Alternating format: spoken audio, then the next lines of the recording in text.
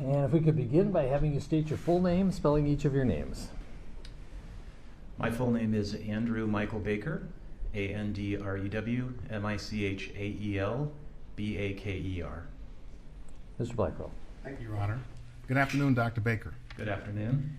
You know, first of all, you conducted the autopsy on Mr. George Floyd. I did. Before we get into the specifics of the autopsy, why don't we explore your background a bit? You're the Chief Hennepin County Medical Examiner? That's correct. And would you tell us what it means to be the Chief Medical Examiner in Hennepin County? So I've been the Chief Medical Examiner for Hennepin County since 2004. I'm actually the Chief Medical Examiner for Hennepin, Dakota, and Scott counties. My office provides service to all three of those counties, which is about 1.85 million Minnesotans, or about a third of the state, falls within our catchment area. Being the Chief Medical Examiner means that I supervise the rest of the staff, in particular my other physicians. I have 6 other doctors as well as a doctor in training that work under me. And so before becoming the chief, you were the assistant chief. Correct. And that was in roughly 2002.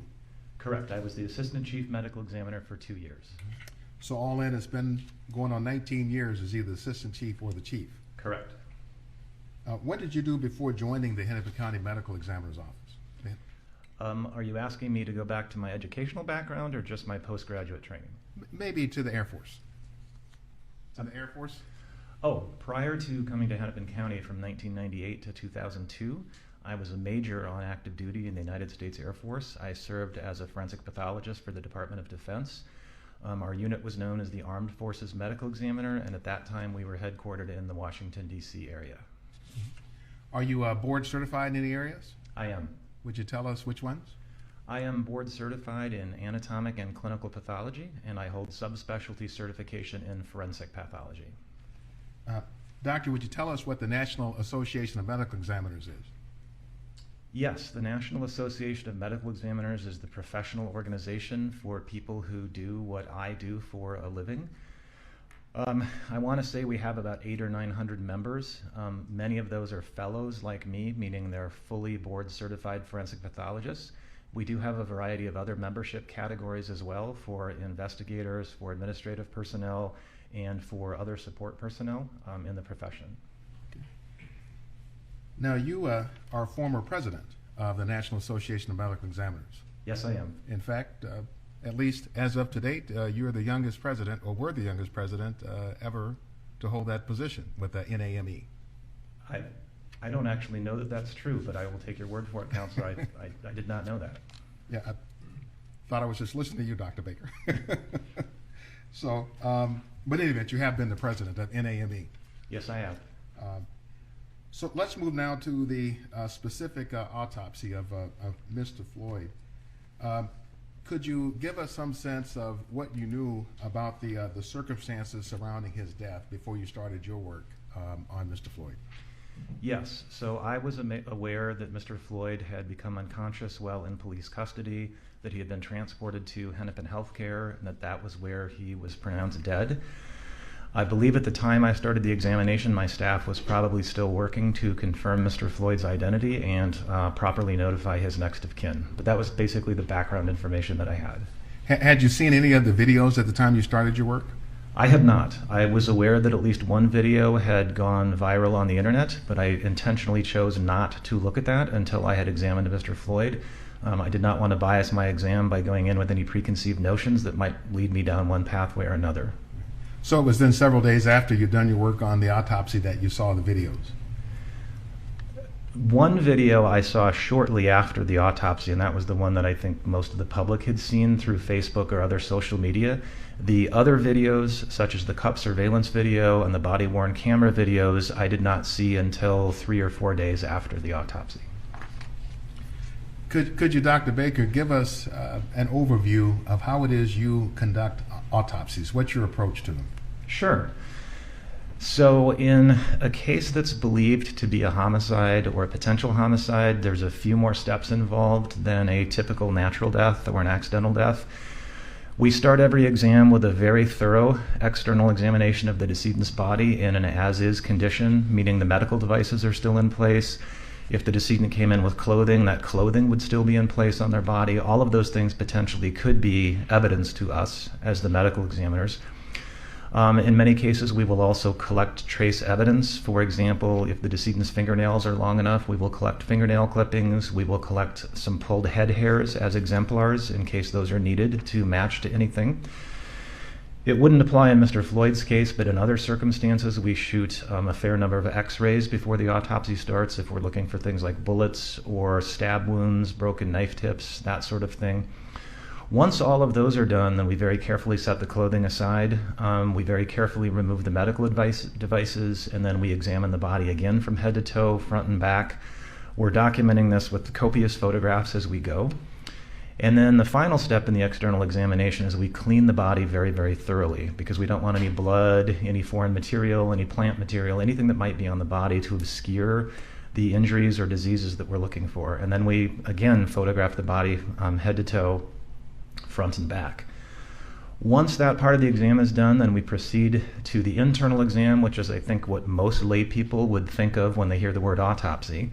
We make a set of very careful incisions on the body that allow us to remove all of the organs one by one, so we can look for evidence of natural disease, internal evidence of injury, and while we're doing that, we're collecting specimens for toxicology. Typically, blood and urine are the ideal specimens.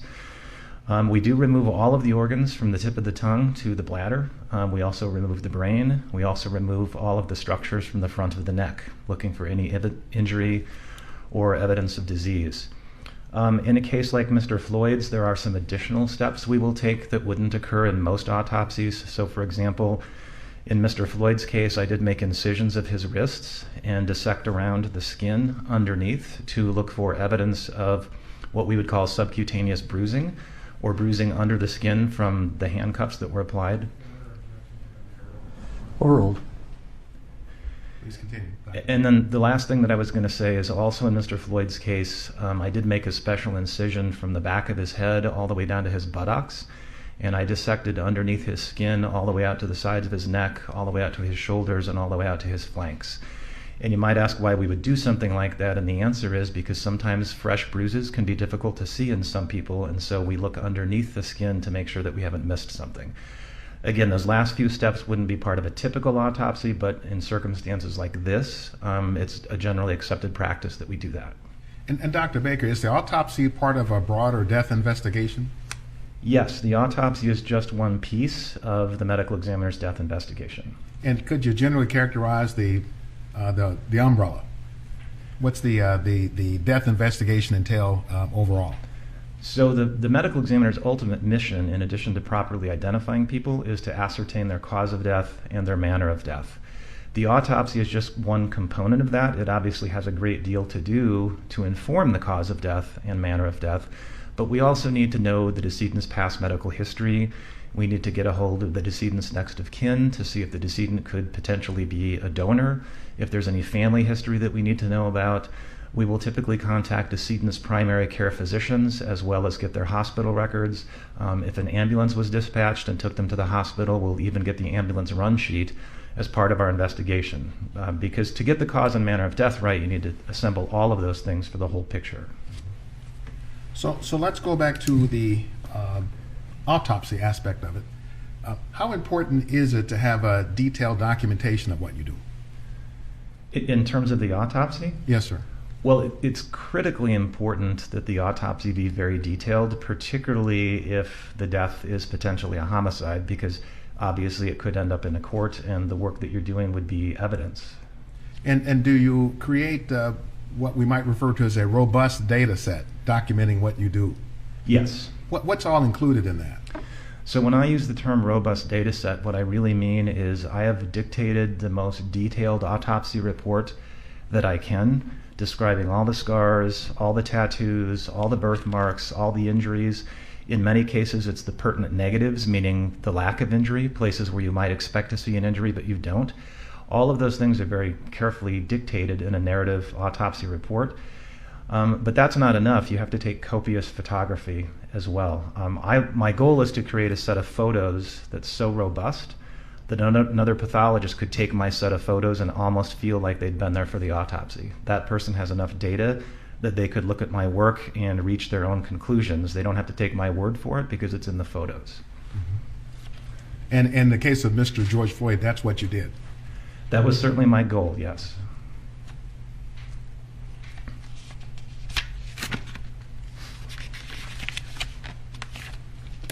Your Honor, at this point, I'm going to ask Dr. Baker to identify the photographs from the autopsy. I still have them here in hard copy.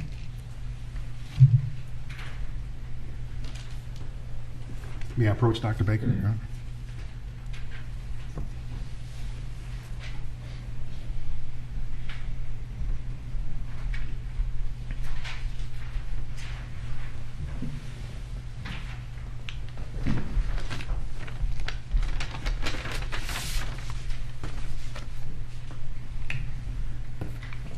Dr. Baker, I've handed you a number of photographs that should have exhibit numbers 186, 235, 185, 236, 187, 188, 189, 190, 191, and 192. I'll represent to you, that's what you have. Okay. And if you could just look through the set and just confirm for the record that those are photographs that you took during your autopsy of Mr. George Floyd. So these are, in fact, autopsy photographs of Mr. Floyd, and they were taken by me. Thank you, Dr. Baker. I'd like to redistribute them to the jury, Your Honor.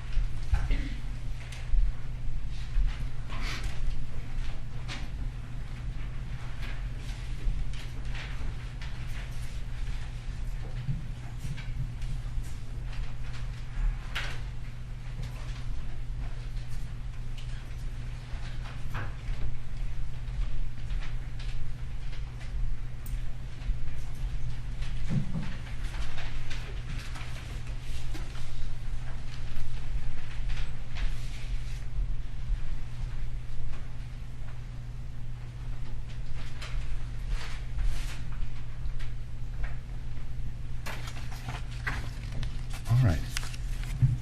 So, Dr. Baker, let me just ask you generally first about documented injuries that you saw with respect to Mr. George Floyd, and I'll ask you about specific parts of the body. Okay. Did you note any injuries to Mr. Floyd's back? I did not. Didn't see any bruises, scrapes, etc.? Correct. What about injuries to Mr. Floyd's face? Yes, Mr. Floyd had several injuries to his face. And if you could, Dr. Baker, look at Exhibit 186 and Exhibit 235.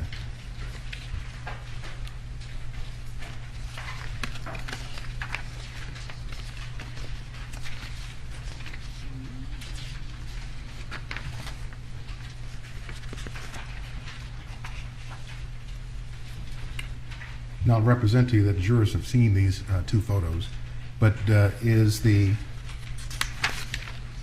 first tell us what do we see in these two photos? These are photographs of the left side of Mr. Floyd's face. This would be after I have removed or cut away any medical intervention. Had there been any blood or foreign material on his body, it was cleaned up before these photographs were taken as well. And these were specifically taken to illustrate the injuries that you see on the corner of his left eyebrow and on his left cheek. You can see the bruising and the abrasion. That's fancy medical lingo for the big scrape on the left side of his forehead. And you can see the scrape or the abrasion on the left side of his cheek. It's very common for abrasions post-mortem to take on that dark black color.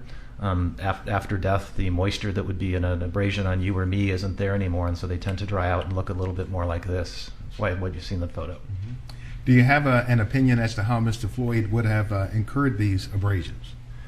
Well, these would be entirely consistent with the left side of his face being pinned against the asphalt or the road surface that he was on the night before. In the prone position? Correct. If you would, Dr. Baker, look at Exhibit 185.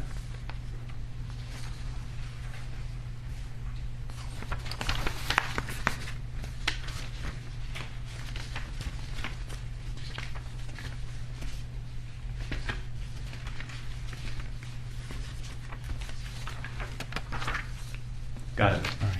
What do we see in Exhibit 185? This is an overall photograph of Mr. Floyd's face, taken early on in the postmortem examination. You can see the scale there in the photograph. That's actually in all the photos you have with his case number, and the scale allows you to gauge the size of what you're looking at. This is a photograph I would take in any case so that you can put a face with the decedent's name and the decedent's case number. You can see the injuries that we illustrated in the previous two photos there on the left side of his head and on his left cheek. You can also see a small abrasion on the left side of his forehead. It's kind of that pinpoint thing about an inch above his left eyebrow. You can see a laceration, which is a tearing of the skin on the right side of his upper lip. There's also some subtle bruising of his nose and a couple of small abrasions on the right side of his nose. And I think you can see a few small abrasions under the left corner of his mouth. And Dr. Baker, what is the tube that we see in his mouth? The tube in Mr. Floyd's mouth is the endotracheal tube that was put in during the attempt to resuscitate him. We do leave those tubes in place and cut them off before we start the autopsy. That's some quality control that we do for the hospital and the paramedics so that we can confirm the tube was in the right place when we do our exams. So Dr. Baker, if you would go to Exhibit 187.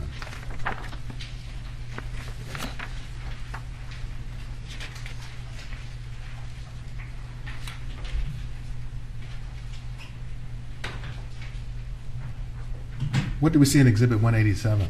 This is a close-up photograph of Mr. Floyd's right shoulder. Centered in the photograph just above the scale, you can see what I would call an abraded contusion, which is a fancy medical lingo for a bruise that has some scraping superimposed on it.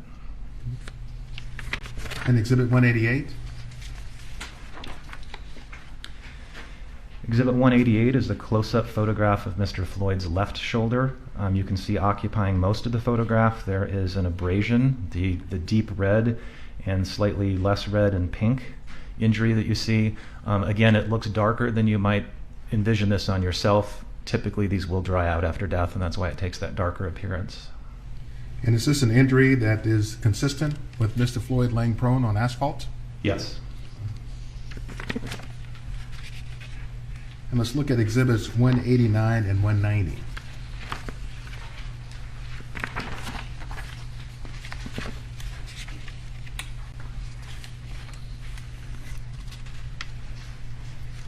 What do we see in Exhibits 189 and 190? Exhibit 189 is a photograph of the back side of Mr. Floyd's left hand. Exhibit number 190 is a photograph of the back side of Mr. Floyd's right hand. In any case that we think has the potential to be a homicide, we do examine the hands very carefully and we photograph the hands very carefully.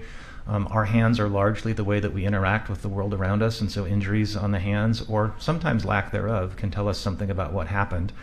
Specifically in Mr. Floyd's case, you can see a number of scar-like areas on his knuckles on the left and some scattered across the back of his right hand. I don't specifically know what those are from. Those obviously predate the events of his death, and I don't know where those came from.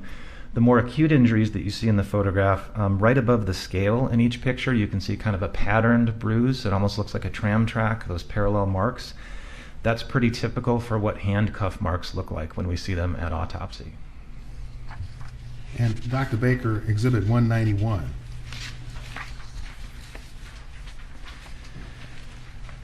Exhibit number 191 is a close-up photograph of the back of the index and third fingers of Mr. Floyd's right hand. You can see that he's got some injuries over his knuckles. Just for orientation, if I were to use my own right hand, we're looking at an injury right here and an injury right here on the back of those two fingers. And did you have an opinion as to what may be the cause of those injuries? So these are blunt force injuries. These are abrasions and lacerations. Again, that's damage to the skin from blunt trauma. These would be entirely consistent with him having been in an altercation with another person. They certainly could be from the asphalt or just about anything his hand could have banged into. Thank you, Dr. Baker, and we can put the photos away.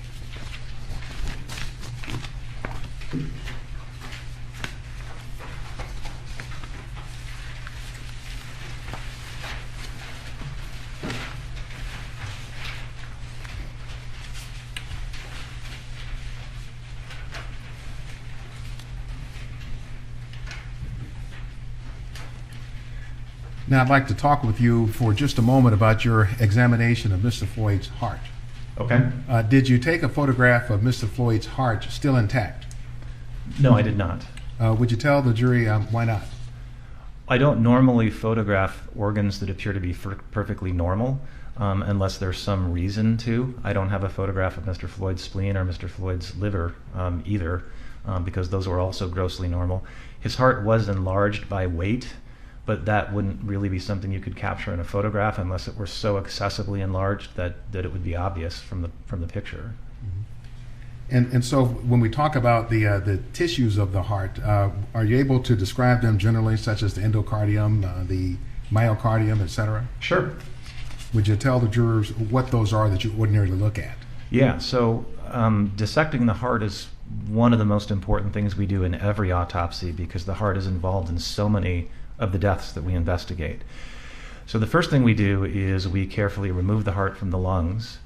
The next thing you do is you carefully make sure that there's no blood or clot left in the heart because you want to get a very accurate weight. It turns out that the weight of the heart is a very good predictor as to whether that heart is normal or not.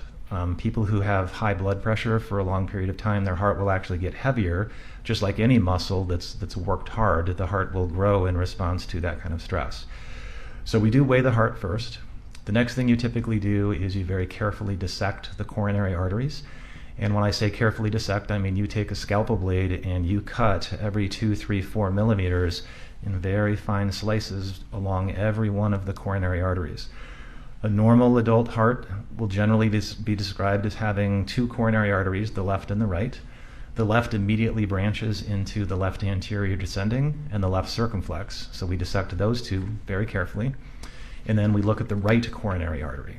So usually you'll hear people describe 3 coronary arteries, the circumflex, the left anterior, descending, and the right. So we want to make sure those arteries are in the right place. We want to make sure they have normal openings where they connect to the aorta. And then we go tiny slice by tiny slice, making sure that none of those arteries have narrowings or blockages in them. After we've done that, then we typically will carefully slice the heart, meaning the whole organ where we're now cutting through the muscle. And as you're making those slices, what you're looking for is evidence of previous heart damage. Is there a scar in the heart? Is there hemorrhage in the heart, suggesting maybe a more recent heart attack, if you will? There's many more rare conditions of the heart that we're also looking for while we do this. None of those apply in Mr. Floyd's case, but those are always in the back of our minds as we do this. And then the last thing we do is once we've cut through the muscle of the heart, we open all the valves of the heart generally in the same direction the blood flows. We make sure the valve leaflets are normal, make sure there's no infections, there's no calcifications, there's the normal number of leaflets. So yeah, we've now looked at the outside of the heart, the coronaries, the muscle of the heart, and the valves. So having done all of that with respect to Mr. Floyd, did you find any previous damage to his heart muscle? No, Mr. Floyd had no visible or microscopic previous damage to his heart muscle. You know, and I apologize to you, Dr. Baker, and the jury, but there is one other photograph I do want to look at. Okay. So if we could pull out just number 192, which should be the heart valves.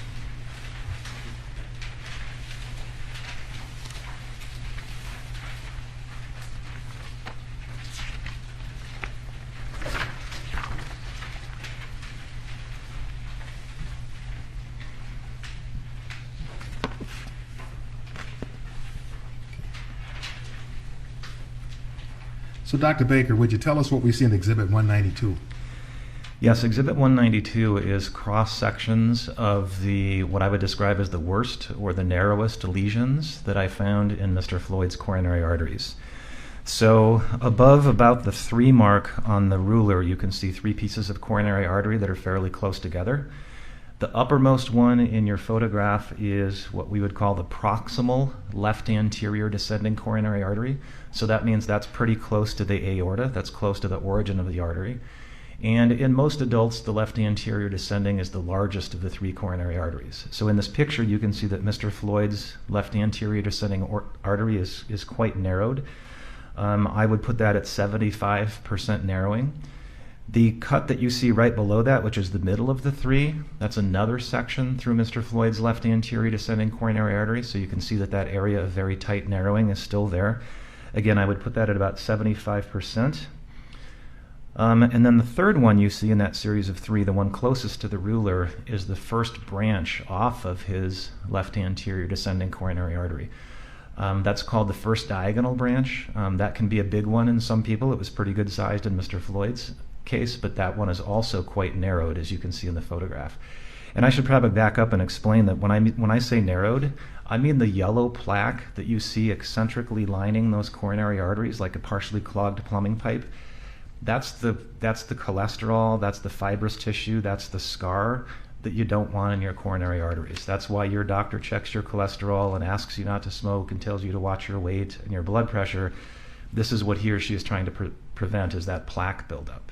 That's the yellow discoloration you see in these arteries. They should be wide open. You should be seeing through a round hole in each of those, but they're pretty severely narrowed. So getting back to the description of the photograph, the fourth cross-section you see, which is more closer to the 1 on the scale, that's Mr. Floyd's right coronary artery. In most adults, that would be the second largest of the 3 coronaries. You can see that one is also significantly narrowed by atherosclerotic plaque as well. So, Dr. Baker, are you kind of familiar with the concept of acute changes in plaque buildup? Yes. Would you tell the jurors what that means? So there are times at autopsy when we can tell that a plaque has suddenly changed because it has fractured. These plaques can actually be kind of hard. That's why this is known as hardening of the coronary arteries. Sometimes these plaques will fracture and you can see clot or fibrin, which is protein from the blood, suddenly filling that plaque. And so the plaque went from being smaller than it used to be being bigger than it used to be very, very quickly. Sometimes you can even get hemorrhage into a plaque as it fractures, and so the plaque can grow very quickly. We can see that with the naked eye at autopsy. Sometimes we can see that under the microscope as well. To get to the heart of your question, Counselor, I did not see those changes in Mr. Floyd's coronary arteries. These looked to me to be, I guess you would call them stable plaques, for lack of a better term. And if they had fractured in some way and created a clot of some kind, would that be observable on autopsy? Yes, and that's one of the reasons we dissect these arteries so carefully, is you wouldn't want to miss an acute change or a thrombus, because in most cases that would tell you a lot about how the person died. And if there were a thrombus and it affected the heart muscle, what would that look like if you had such an affected heart muscle on autopsy? If we find a thrombus, which means an acute clot in a coronary artery, if the person dies very, very quickly, which is entirely possible, we won't see anything abnormal in the heart muscle that depends on that coronary artery for its survival. People typically need to survive for hours from their acute cardiac event before we can see any changes in the heart, either under the microscope or with the naked eye. So again, if a person dies very, very quickly from a coronary artery event, we can only infer what happened based on the fact that they have bad coronaries and the circumstances of their death. We wouldn't expect the heart muscle to look abnormal. And if the heart muscle does show damage from a clot, what does that look like? So that depends on how long the clot has been there and how long the person has survived. There's a generally good progression of changes that we see very, very early. All you might see under the microscope is some of the heart cells start to look a little bit wavy and abnormal. Shortly after that, they start to take on way more pigment under the microscope than the surrounding heart cells do. They look much brighter to us under the microscope. Then those heart cells start to die, or necrose, as we say in pathology. That necrosis then brings in an inflammatory reaction from the body, and so you see inflammatory cells come and start to clean up those dead heart cells. And then eventually the body will bring in what we call granulation tissue, which is new blood vessels and early scar tissue. And if the person survives long enough, that dead area of heart will just turn into a scar. Dead heart cells, unfortunately, don't grow back, and so once they die, depending on how long the person survives, we'll see anything from those very early changes all the way out to a scar. But with respect to Mr. Floyd, you didn't see any damage to the heart muscle? That's correct. Let's talk about the brain. Did you note any injury or damage to his brain tissues? I did not. I did not notice any acute injury to his brain in the sense of physical trauma, nor did I note any injury to his brain in the sense of it being deprived of blood or oxygen. Did you note anything regarding Mr. Floyd's lungs? Mr. Floyd's lungs were quite edematous, meaning they had a lot of fluid and congestion in them. But other than that, they were generally normal postmortem lungs. And is it possible to get fluid on the lungs, or edematous lungs, I think you called it, from the efforts to resuscitate Mr. Floyd after he was taken from the scene? Yes. And what kinds of fluids could cause that? Well, basically what we're seeing at autopsy is just called edema fluid, which is a lightly protein-filled fluid that seeps out of the blood into the lungs and fills up the breathing spaces. We see that in people who have had protracted CPR, who've been given lots of fluid. As their heart's not working very well, perhaps not at all during the CPR, they're still getting a lot of fluid put in them in the emergency room. And so we can see that pulmonary edema from that. There's other circumstances in which we see pulmonary edema as well. It's a fairly non-specific finding. And so in this instance, with respect to Mr. Floyd, you didn't need to take the time to try to understand what was the source of his pulmonary edema?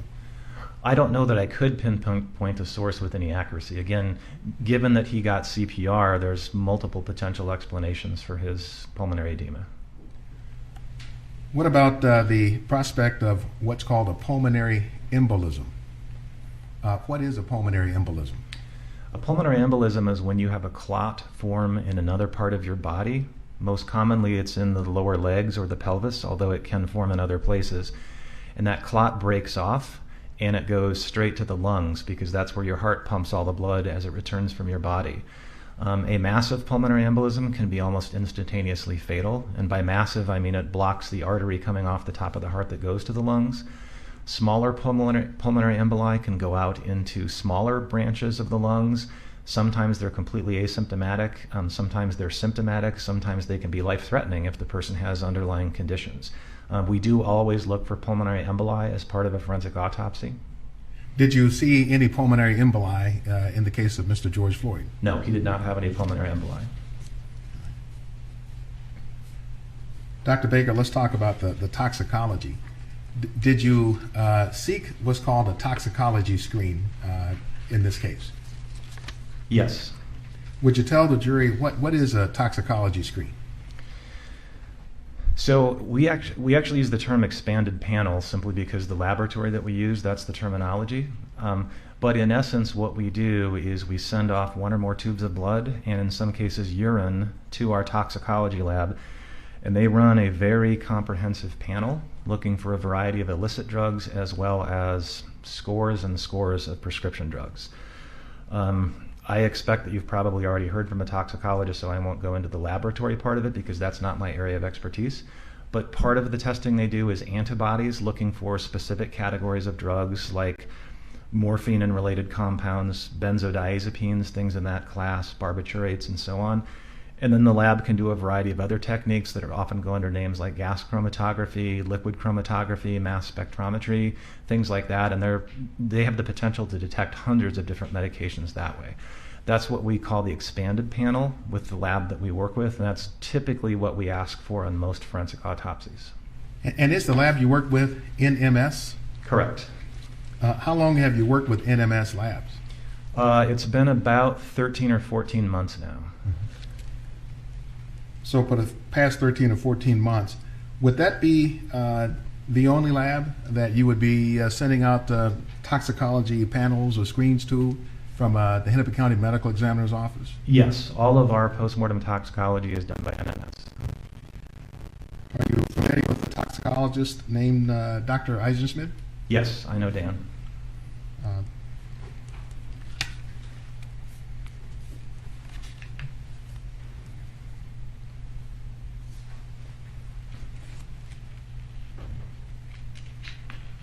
Dr. Eisenschmidt testified here just, time flies, I don't know if it was yesterday or 2 days ago, but he testified here. Do you have a good opinion of him as a toxicologist? He has been great to work with so far. We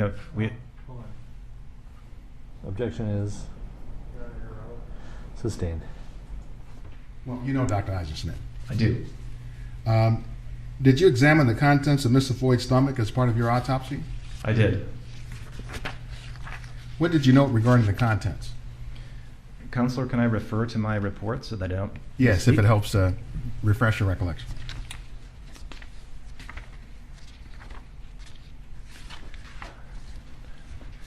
I'm simply going to quote what I dictated as part of the postmortem exam. The stomach contains approximately 450 milliliters of dark brown fluid with innumerable soft fragments of gray-white food particulate matter resembling bread. Did you note anything resembling either a pill or pill fragments in the stomach contents? I did not. Did you do any testing of the contents of Mr. Floyd's stomach as a part of the toxicology assessment for Mr. Floyd? So I wouldn't do any testing of that. It is possible that we could send it to a lab like NMS for testing, but I did not request that. So were you aware of whether or not Mr. Floyd had tested positive for COVID? Yes, I was aware of that. Not at the time I did the autopsy, but I became aware of that later. Was that significant to you in any way? That he had tested positive for COVID? Yes, sir. I guess it kind of depends on what you mean by significant. This was very early in the pandemic, and we were still scrambling to figure out things like autopsy safety protocols and what we should be wearing. So in that sense, it was significant. In Mr. Floyd's specific case, the fact that he had been COVID positive 7 or 8 weeks before he passed away did not factor into my cause of death determination because I didn't see any signs of COVID at his autopsy, and his lungs did not have any of the stigmata of COVID that I would expect to see under the microscope. So was he clinically symptomatic from your point of view? I can't assess that because I didn't know Mr. Floyd when he was alive. To the best of my knowledge, he was generally healthy on May 25th before the events of that evening. I'm unaware that he was suffering from any acute COVID symptoms at that time. You also know that Mr. Floyd had sickle cell trait. What can you tell us about that? Sickle cell trait is carried by about 8% of Americans of African heritage. What it means is that one of the genes that codes for the beta chain of hemoglobin has an abnormal substitution in it. If you just have sickle cell trait, chances are you will go through life and never have any symptoms from it because you make plenty of normal hemoglobin. That's very different than sickle cell disease, which means that both of the genes have that gene substitution, and then you have sickle cell disease. People with sickle cell disease can get very severe anemia, they can have sickle cell crises, they're subject to a variety of infections and other complications. But Mr. Floyd didn't have that, he just had the one gene for sickle cell trait. I wouldn't even have known that, except that it happens that people who have sickle cell trait, when you take a biopsy of one of their tissues and put it in formaldehyde, which is what pathologists do with all tissue, the formaldehyde can cause cells to sickle as a postmortem artifact. And so when I saw that on Mr. Floyd's slides, I immediately called the hospital lab and I said, do you have a peripheral blood smear for Mr. Floyd? And it turned out they had made a blood smear during his CPR. And so I had a pathologist who specializes in blood disorders look at the slide and confirm there was no evidence that Mr. Floyd was sickling on his peripheral smear during life. I did also have our lab then run a sickle cell quantitation, which means they actually quantify the abnormal hemoglobin in the blood. And sure enough, that came back with the exact number that would be consistent with Mr. Floyd having sickle cell trait. So it's really just a fluke that it got picked up at autopsy. In my opinion, it doesn't have anything to do with why he died. All right. What about paraganglioma, a kind of tumor? I'll just ask you about the paraganglioma as to whether you found or concluded that it had anything to do with Mr. Floyd's death. So the short answer is I don't feel Mr. Floyd's paraganglioma had anything to do with his death. What we're talking about is an incidental tumor that I happened to find in his pelvis during the autopsy. I did look at it under the microscope. The most likely diagnosis is a paraganglioma, but I have no reason to believe that had anything to do with Mr. Floyd's death. Okay. So Dr. Baker, want to switch and talk about the death certificate. Okay. So if we could pull up Exhibit 194.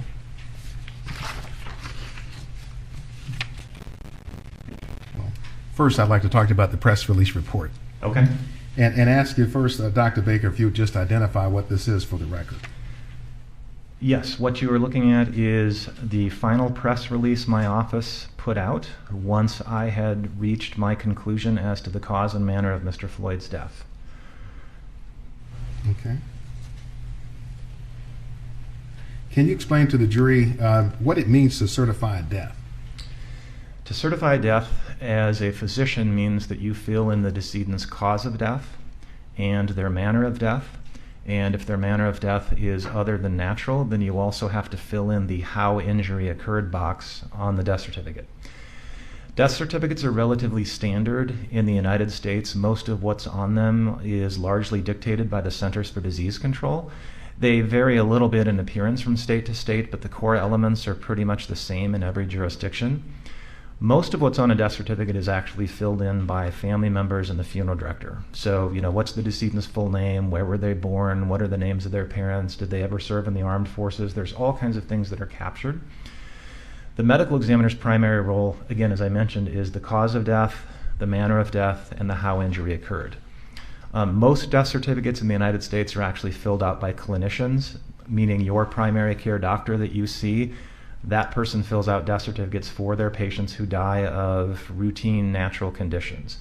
Medical examiners get involved when the death appears to be from unnatural causes. In practice, we should be the only people that certify deaths where the manner is ever anything other than natural. So doctor, if we could look at Exhibit 193. First, would you, for the record, tell us what this is? Yeah, this looks to be a actual state of Minnesota death certificate for Mr. George Floyd. These death certificates are actually produced by the state, not by the medical examiners. We simply fill in the parts we're responsible for. We push all of those data to the Minnesota Department of Health, and then the death certificate is issued by the state. And so that's why what you see here says state of Minnesota on the top. But the cause of death, the other contributing conditions, and the manner, that's what I'm responsible for, and that's right in the middle of your display. Yeah, just want to zoom in on that and show it to the jury. I think this is pre-admitted, Your Honor.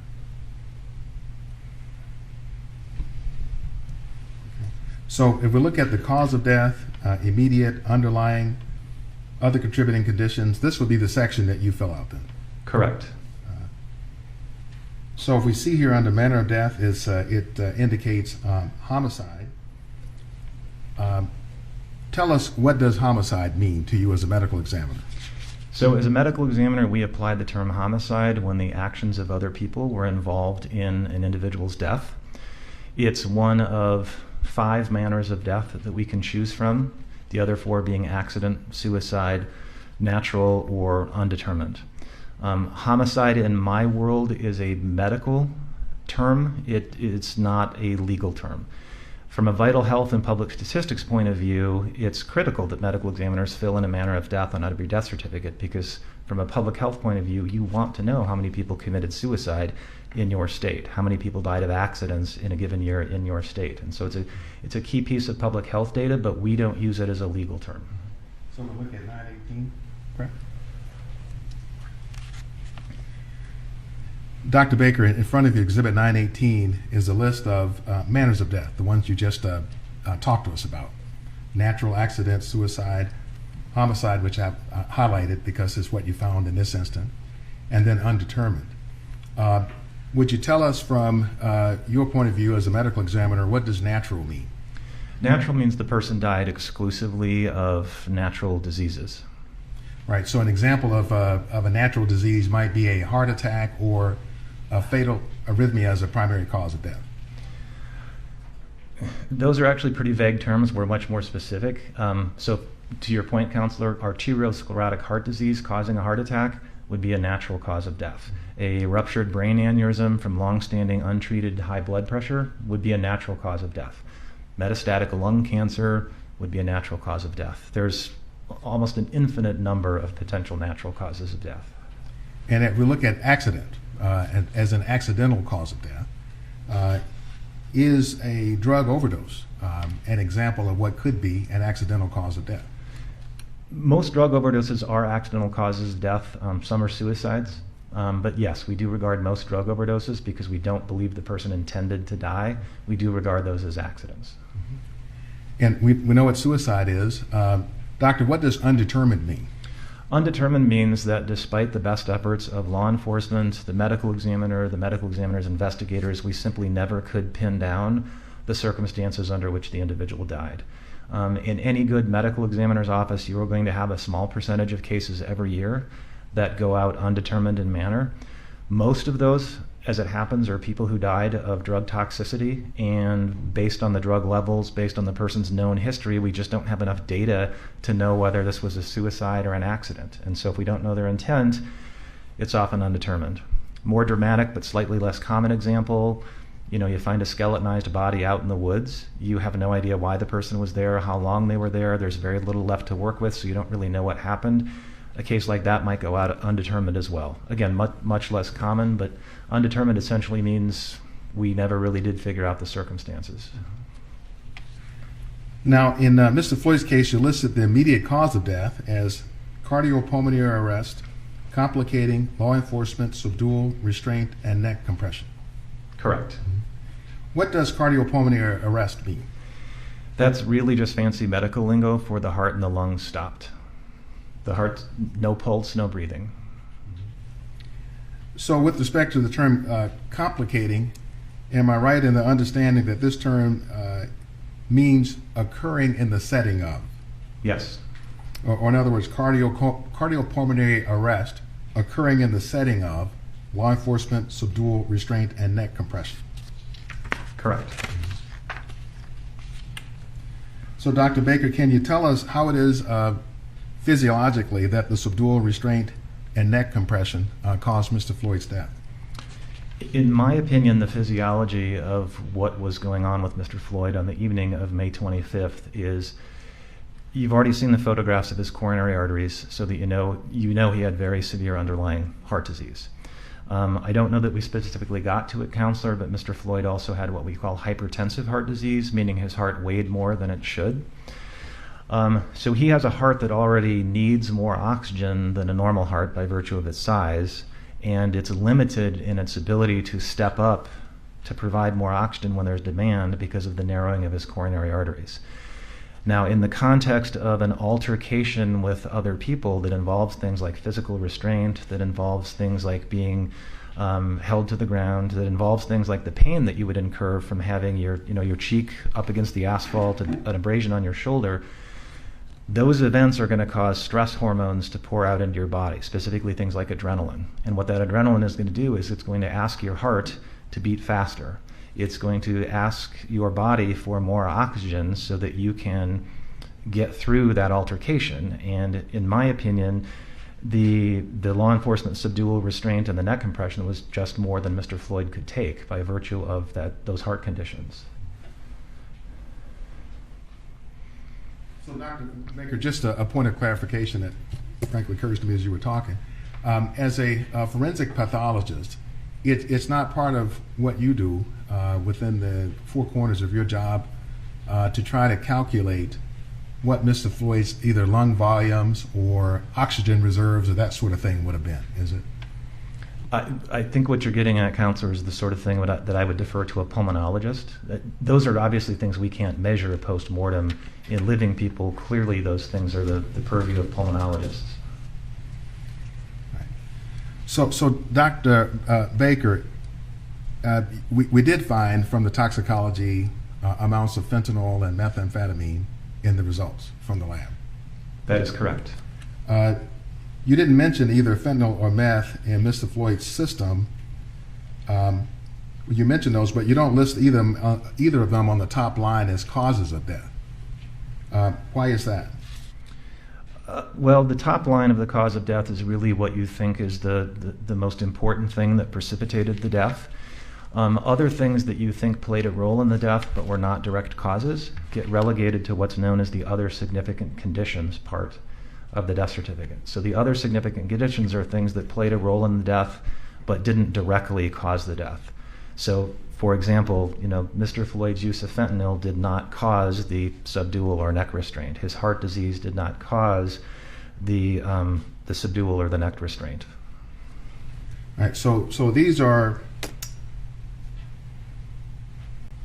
items that may have contributed but weren't the direct cause. Correct.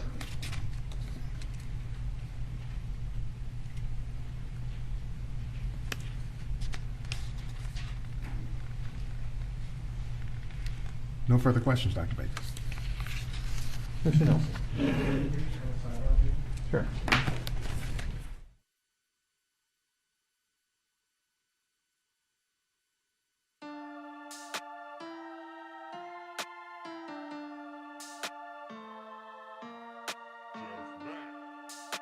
Well, it's almost been an hour. Maybe they're gonna go on break. Hey, what's up, Craig?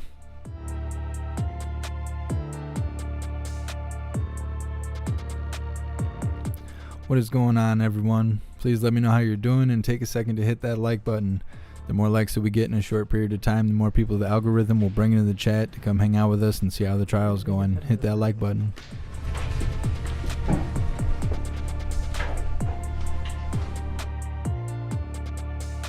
Yep, I guess they're gonna take a break. Called it.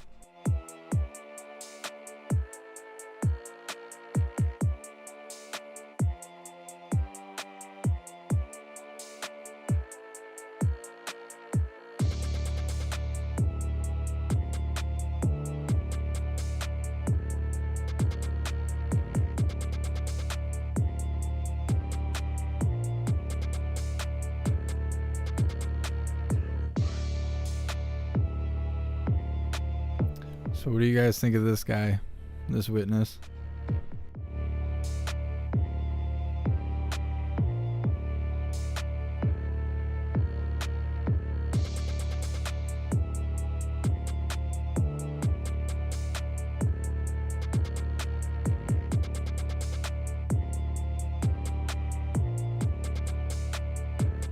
Hey, thank you so much, Charlie, for your donation and your support. I really appreciate you. Let's get some shout outs in. Thank you so much, Sind, John Vickers, and O'Callahan for the donations and the support. I really appreciate you guys. Thank you guys for being here. And big shout out to Mercury Girl for joining the membership program, and welcome to the family. You're officially a hooligan. Yeah, Spicy. He had quite the comb over, didn't he? It was like the whole side of his head was combed over. I'm not sure if he's balding or if he's got like a scar on the top of his head, because I've never seen him comb over like that.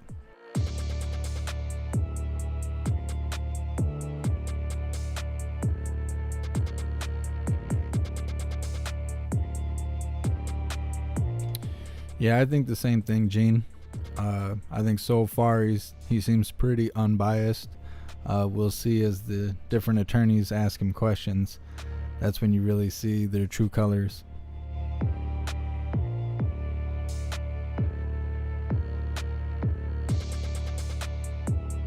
Hey, thanks for stopping in, Sage Pup.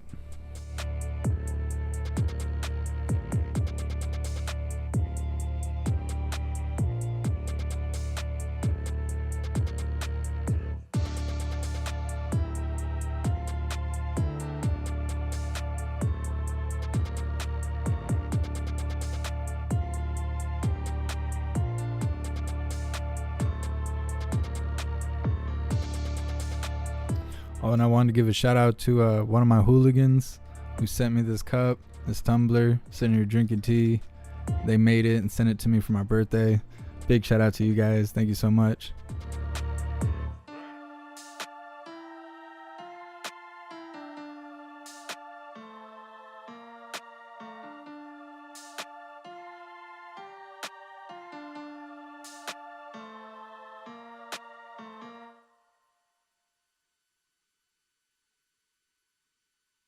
The trial's a soy fest. That's hilarious.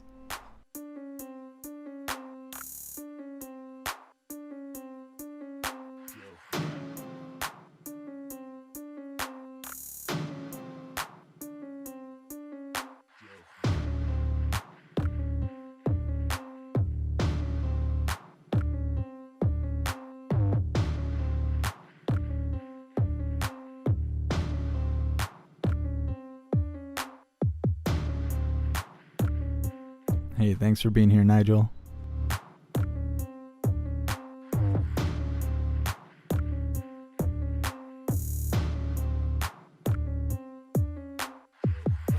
Trigger Crazy, I did put the new beat on the website, but the player that it plays on doesn't have a volume button. So I tested it before I went live and about blew the speakers off my TV.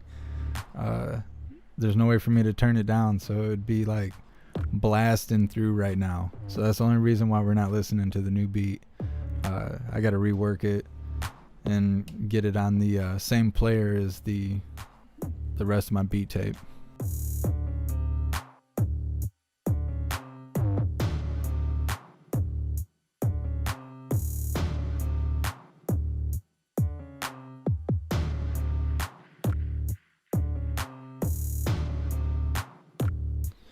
Kelly, I'm not sure how long the break is for. I was talking while he was talking.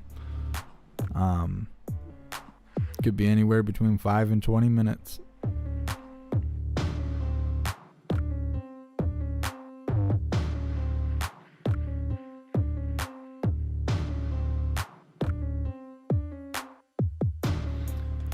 What's up, 716? No NS, I ain't doing no robot.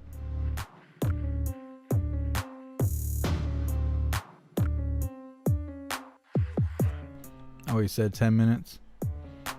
Oh, okay. Thanks, guys. Hey, thank you so much, 716. I really appreciate the donation and the support. Thank you.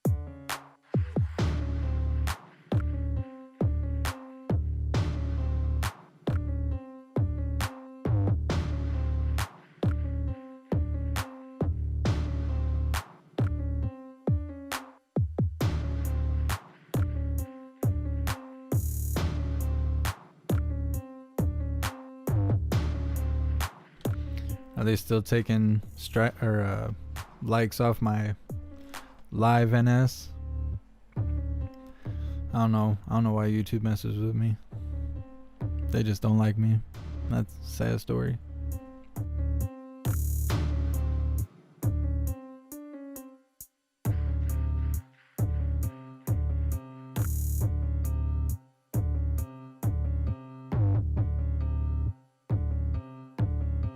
Yeah, YouTube's messing with me hardcore.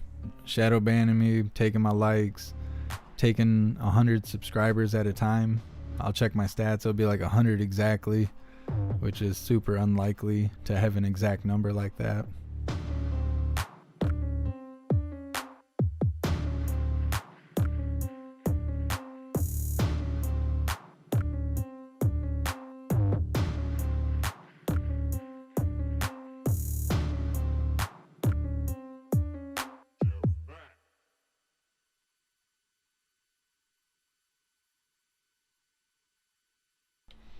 Yeah, YouTube sucks. I guess they're messing with like subscribes. When people try and subscribe, it puts up an error message. And I was writing customer service or Google support or whatever earlier on during the first live to figure out why people can't subscribe, and they said it's everyone else's fault. It's nothing to do with my account, doesn't have nothing to do with them, it has to do with viewers not having an up-to-date app. But it's been 0 subscribers all week, and that is super unlikely. Like, I mean, I don't know what changed. I haven't done anything different, but we went from a couple hundred, if not 1,000 a day, to nothing all week. It's messed up, but just gotta keep moving forward. They'll lighten up. They'll take their boot off my nuts. It'll be okay. They're always coming at me, and then they'll ease off for a while, and then something will happen and they'll give me a strike, and then we gotta deal with that. It's a constant battle. It never ends.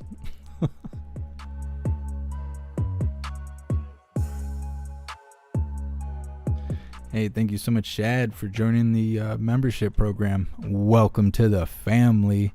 You're officially a hooligan.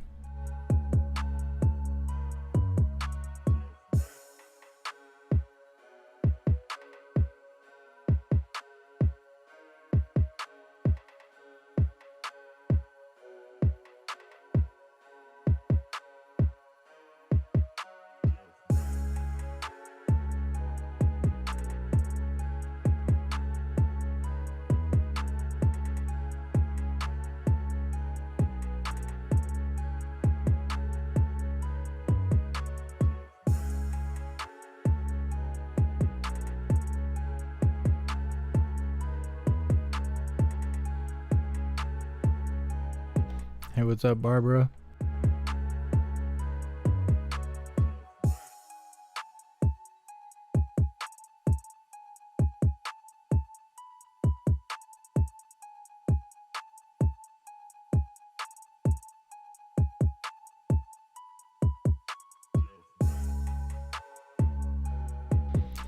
Soil tender, it was good.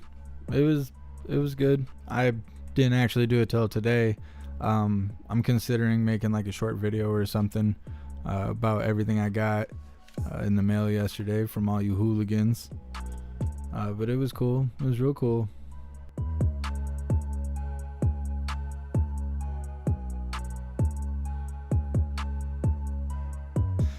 Yeah, we'll do some sort of show and tell. I'm not gonna do it during the trial. I got all kinds of cool stuff. Pokemon cards and stuff. Love it.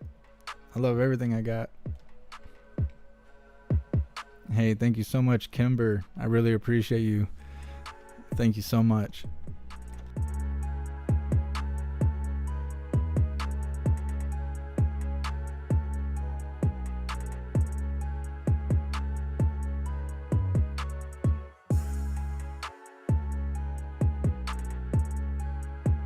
Hey, thank you, Craig. I appreciate you.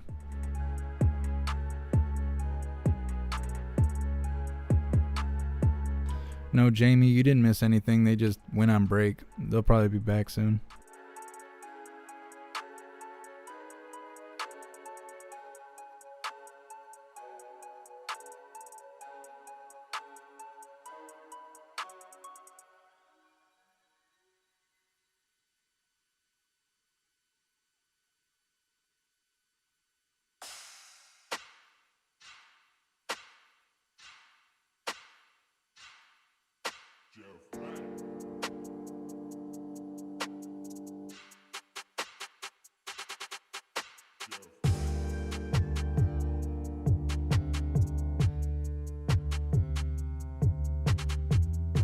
No, they're not going to call a recess when they come back.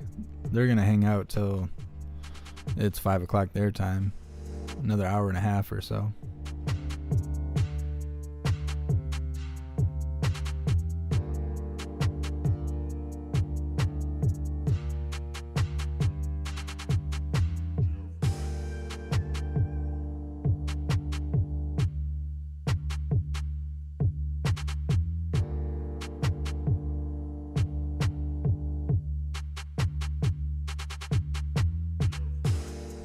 Trigger Crazy, you said they gotta go backstage to get their story straight. It's starting to get off topic.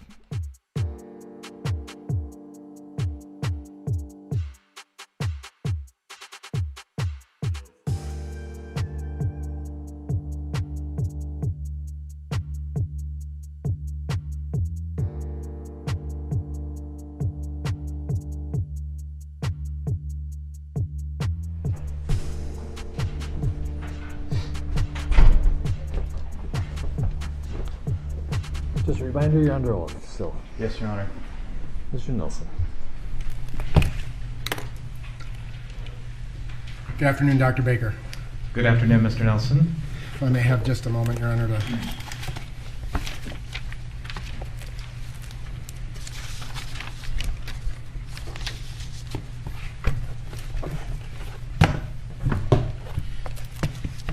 So Dr. Baker, thank you for being here with us this afternoon.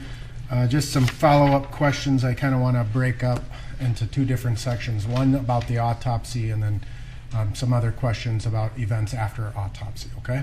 Okay. All right. So you understand, Dr. Baker, that you've testified in many cases in Hennepin County before? Yes, I have. Dakota, Scott County as well? Not nearly as much, but yes. And you understand that as a part of the process of exchanging information, the defense receives copies of everything, your reports, meeting notes, prior statements you've given, things of that nature, Yes. right? Okay. And have you had opportunities to review all of that information prior to your testimony today? To the best of my knowledge, yes. Okay. And ultimately what you testified is in a death investigation, it's much more than just simply an autopsy, agreed? Correct. And in fact, if you pull your file, it usually ends up being a few inches thick, right? We're actually paperless at the medical examiner's office, but if you printed it out, yeah, I guess it would be a few inches thick. Yeah. Well, that's what I did, and that's what it is. I guess I got to get with the times. But ultimately, that file contains your autopsy report, correct? Correct. Death certificate, the paperwork that you fill out for the state of Minnesota? Yes, we don't actually get a copy of the death certificate from the state, but everything we put on the death certificate is in our file. Right. And then you also keep track of conversations that you have with people, right? Generally, yes. That's usually more my investigators who are talking to family, treating physicians, hospital records departments and stuff.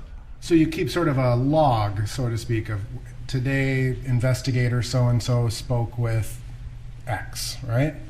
Again, I don't personally do that so much, but yes, my investigators do. Right. And it's all a part of this file, right? Correct. And then in addition, you obtain any known medical records that may factor into your analysis as well, right? Yes. You had received some hospital records from HCMC regarding Mr. Floyd, correct? Correct. But you don't go out and try to search, or perhaps you do, try to search for every provider that he or that any person generally may have seen, right? In most cases, that's correct, counselor. There wouldn't be a lot of point in us trying to get every medical record ever generated for a particular decedent. It would only be if I thought it would help me understand the cause and manner of death better. Okay, fair enough. Now, I want to talk to you first about the word complicating. How do you define the word complicating as you used it as to the cause of Mr. Floyd's death?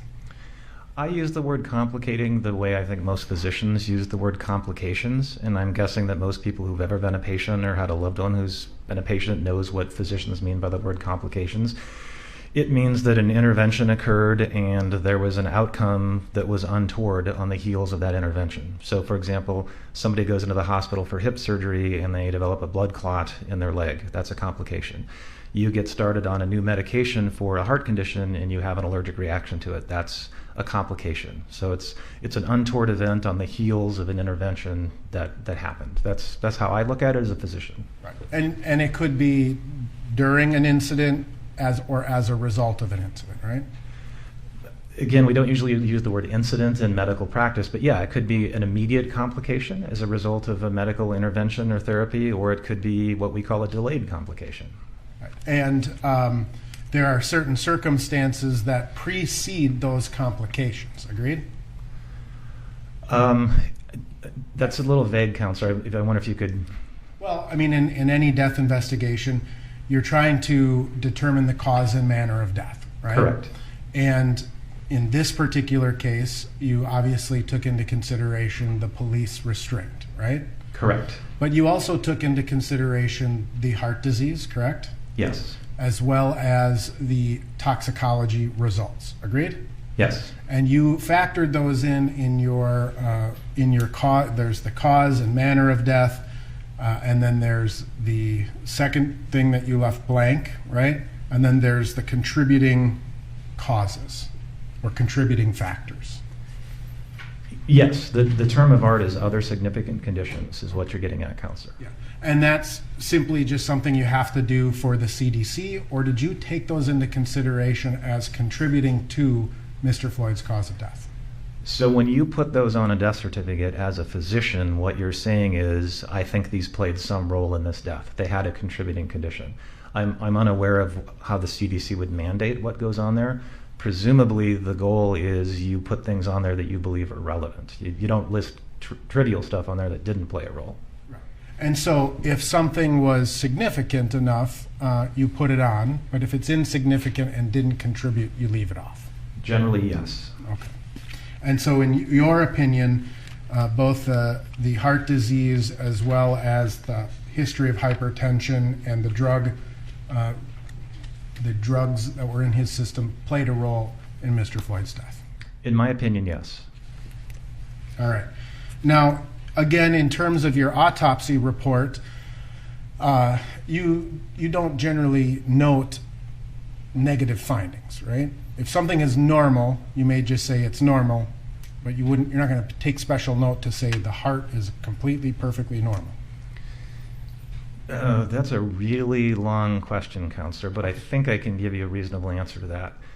For most normal organs, we have a boilerplate description for what that organ is. So if a spleen is normal, I'm going to give a normal description of the spleen with the weight of that spleen. The same for a liver. Depending on the nature of a particular case, there are, I used this term earlier, pertinent negatives, things that you think might be on the body based on the circumstances, so you specifically seek those things out, and if they're not there, you document them because the fact that they're not present really means something. So I don't know if that answered your question. There's some things that are normal, that they're almost always normal, and we go on to the next step of the autopsy. There's some things that, depending on the complexity of the case, the fact that it's not there, you're going to dwell on that, you're going to do a special dissection, you're going to take a picture, whatever you need to do to document that you specifically looked for something and it wasn't there. Okay, and so in that regard, if you note something, whether it's odd or irregular, or it's the negative, right? You take special precaution to note those things in your autopsy. Ideally, yes. You not only do you document that in your narrative report, but you take a picture of things that are there and you document things that aren't there that people might have expected to be there. Okay. And it's interesting to me that you made a conscious decision not to watch any videos before you performed the autopsy, correct? Correct. And that was to prevent bias, you described? In general, yes. I don't want to go into an autopsy with a preconceived notion that I already know what happened, because that might tempt you to skip certain steps or not do certain things that could turn out to be relevant. So, and just full disclosure, counsel, to fully answer the question, I did see the video that the entire world saw later that day after Mr. Floyd's autopsy. I did not release his body until the following morning. So had I seen something on the video that triggered yet another thought in my mind, I still had the chance to act on it. I did not want that to be in my mind when I physically performed his autopsy on the morning of the 26th. Understood. But you had received some briefing from law enforcement or from somebody to say, here's generally what we know about what happened. It was pretty high level, but yes, I got a phone call from the BCA that a man had gone unresponsive in police custody while he was being restrained. He had died at Hennepin County Medical Center, and that was largely what I knew going into the autopsy. I believe I was aware that there had been pressure applied to his neck, but beyond that, that's pretty much what I knew going into the autopsy. So you took special, because you had learned that there was potential pressure to the neck, you took special steps to look at the neck area, shoulders, etc., right? Yes.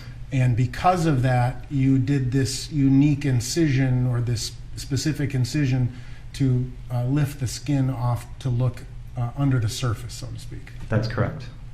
All right, and we'll come back to that in a second. You did note, I want to focus on the heart for a little bit. You noted that the heart was dilated. Yes. What causes that?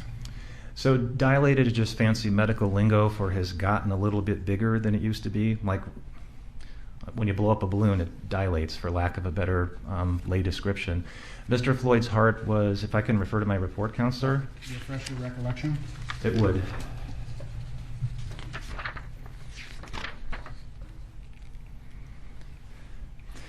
So I described the ventricles, which are the two main pumping chambers of the heart, the right and left, as mildly dilated in Mr. Floyd's case. I would interpret that as being part and parcel of his high blood pressure. That's a manifestation of the heart getting bigger and heavier as it works against that continued high blood pressure over a period of time.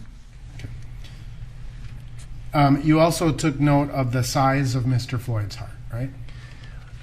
It's actually the weight, Counselor, but yes, Weight. Yes. absolutely did take note of the weight, yes. All right. And that was 540 grams? That is correct. And you're familiar with the papers of DeMaio and Molina on the normal heart size?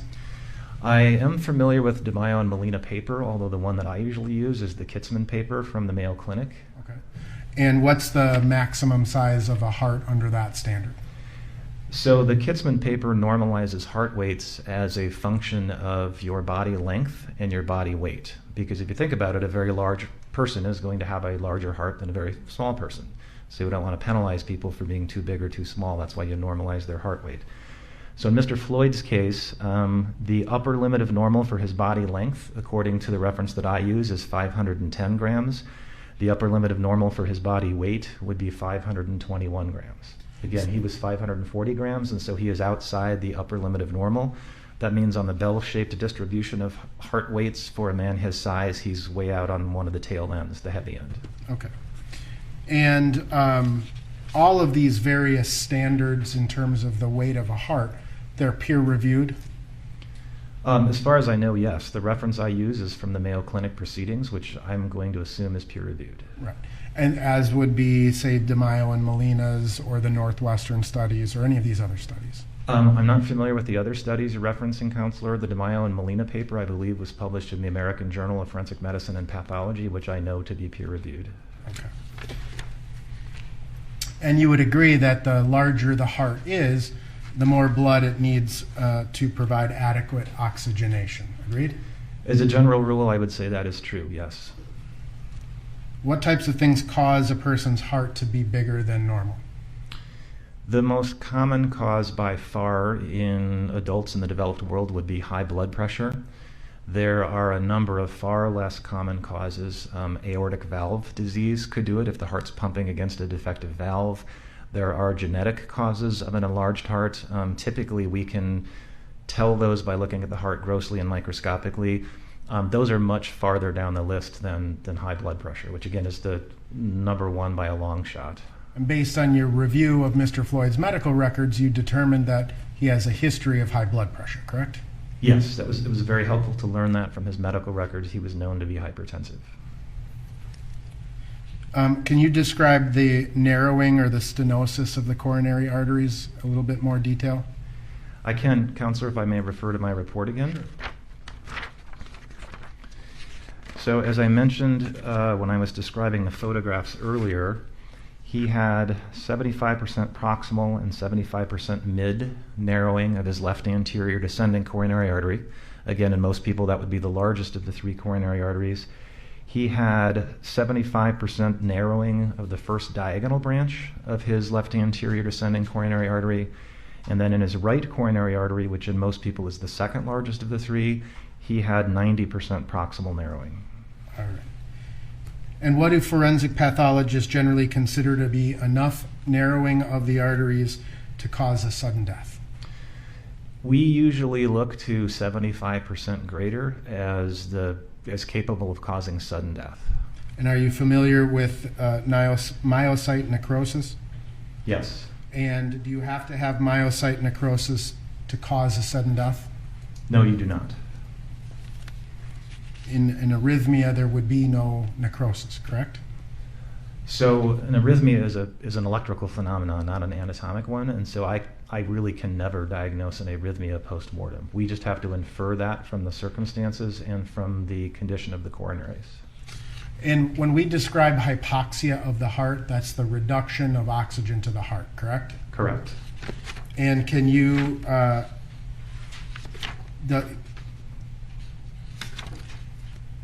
Can hypoxia to the heart cause sudden death by other means?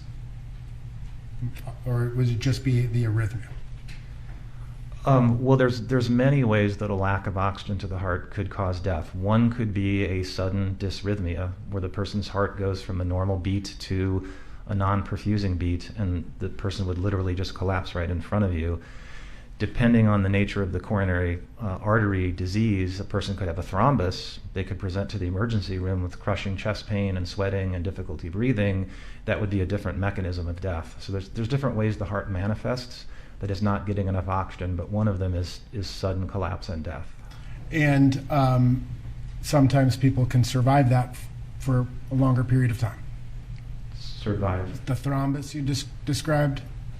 I mean, Correct. I mean, I don't know the numbers, but obviously people can and do survive thrombi in their coronary arteries. That's why we have clot-busting drugs and cardiologists on call for emergency rooms for urgent catheterizations and stuff like that. Gotcha. Now, can you generally describe the conduction system of the heart? Only in the broadest terms, because I'm not an expert in the conduction system of the heart. I have other people I rely on for that, but it's basically the electrical system of the heart. There's a part of your heart called the sinoatrial node, and that's like the little watch in your heart that starts every heartbeat. You would be able to see what it's doing on an EKG if you were looking at an electrical tracing in a living person. That's then conducted to another node that's known as the AV node, the atrioventricular node, and then the electrical impulses go out from that to the ventricles that cause them to beat. You can actually see the conduction system under the microscope if you take it out and look for it. And there's on very rare occasions we do that. It wouldn't have been necessary in Mr. Floyd's case, but that's basically what the conduction system does. If the conduction system is impaired, what happens? I'd have to defer to a cardiologist on that, because there's so many different ways it can be impaired. Sometimes it's completely benign. Sometimes a person might need a pacemaker or even a defibrillator. It totally depends on the nature of the derangement.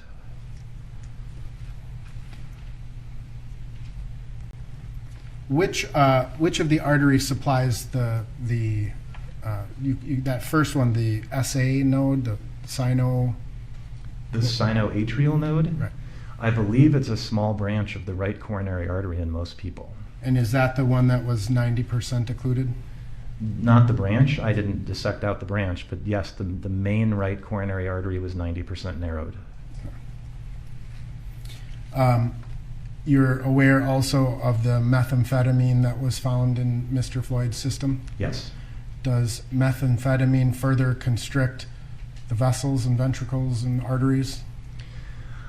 I don't know. I'm not an expert in the specific toxicology of methamphetamine. It is certainly hard on your heart in the sense that it does things like drive up the heart rate and drive up blood pressure. I don't know if it's a vasoconstrictor, but in either way, as a general rule for forensic pathology, methamphetamine is not good for a damaged heart, a heart with coronary artery disease. Does the amount of the level of the toxicological findings affect whether it's good for the heart or bad for the heart? I don't know that there's a scientific answer to that, counselor, because I'm not aware that there's a quote-unquote safe level of methamphetamine. And especially illicit methamphetamine, right?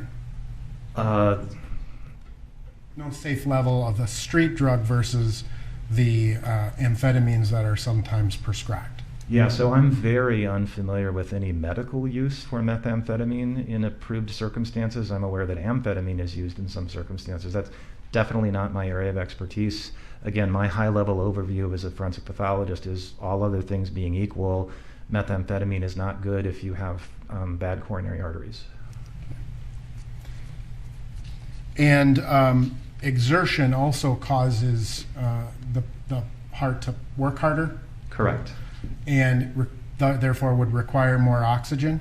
Correct. More blood has to pump through to oxygenate the heart and send it to the rest of the body, right? Correct. And so in this particular case, we have Mr. Floyd's heart is at least above average size, right? Correct. He has a heart with narrowed coronary arteries, right? He does. There was evidence of a period of exertion prior to his being deceased? Yes, I mean, we're getting outside the autopsy now, obviously, but it's clear from the videotapes that, yes, there was a period of exertion prior to him becoming unconscious.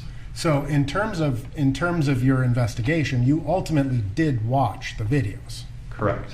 including the body-worn cameras of the officers? Yes. And were you also provided with other videos in terms of surveillance videos, additional bystander videos, things of that nature? I was. And were you provided with investigative materials that what people said happened, etc.? No, I did not have those. Okay. Have you ever certified a death due to hypertensive cardiomegaly? I don't know how to cardio megaly. Megaly? So the answer to that, counselor, is yes. The term you're going for is hypertensive cardiomegaly, which is fancy medical lingo for the heart is too big because of high blood pressure. We don't typically use that term. We just use the term hypertensive cardiovascular disease because it's a little more precise. But yes, I have used that or similar terminology.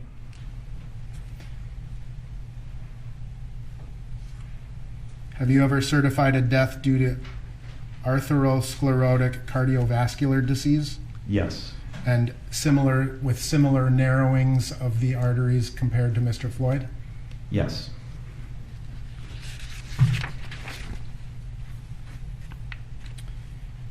In terms of the injuries to Mr. Floyd, the abrasions and things of that nature, obviously they appeared to be fresher to you. Would you agree with that? They do appear to be fresh, but I want to be very careful in my answer. There's not any literature that allows you to date those kinds of injuries with any precision.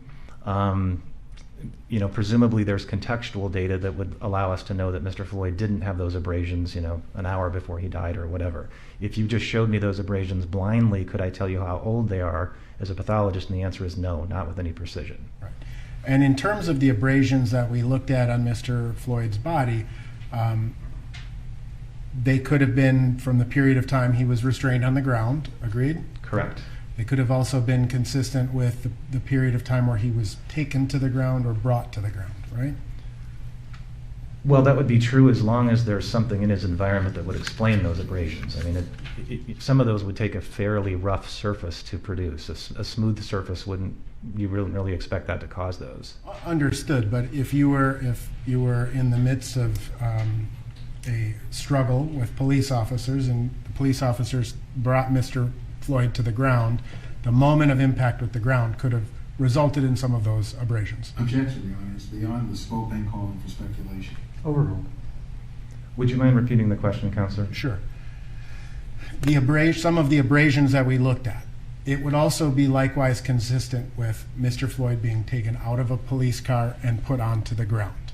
Same objections beyond the scope of the autopsy. Overruled. Yes, depending on how he made contact with the ground, if the direction of motion is correct and there's enough abrasive force, yes, that contact could explain those abrasions. Okay.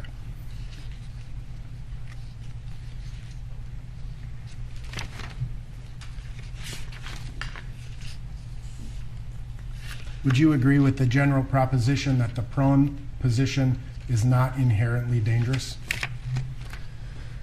As far as I know, based on my understanding of the medical literature, that is true.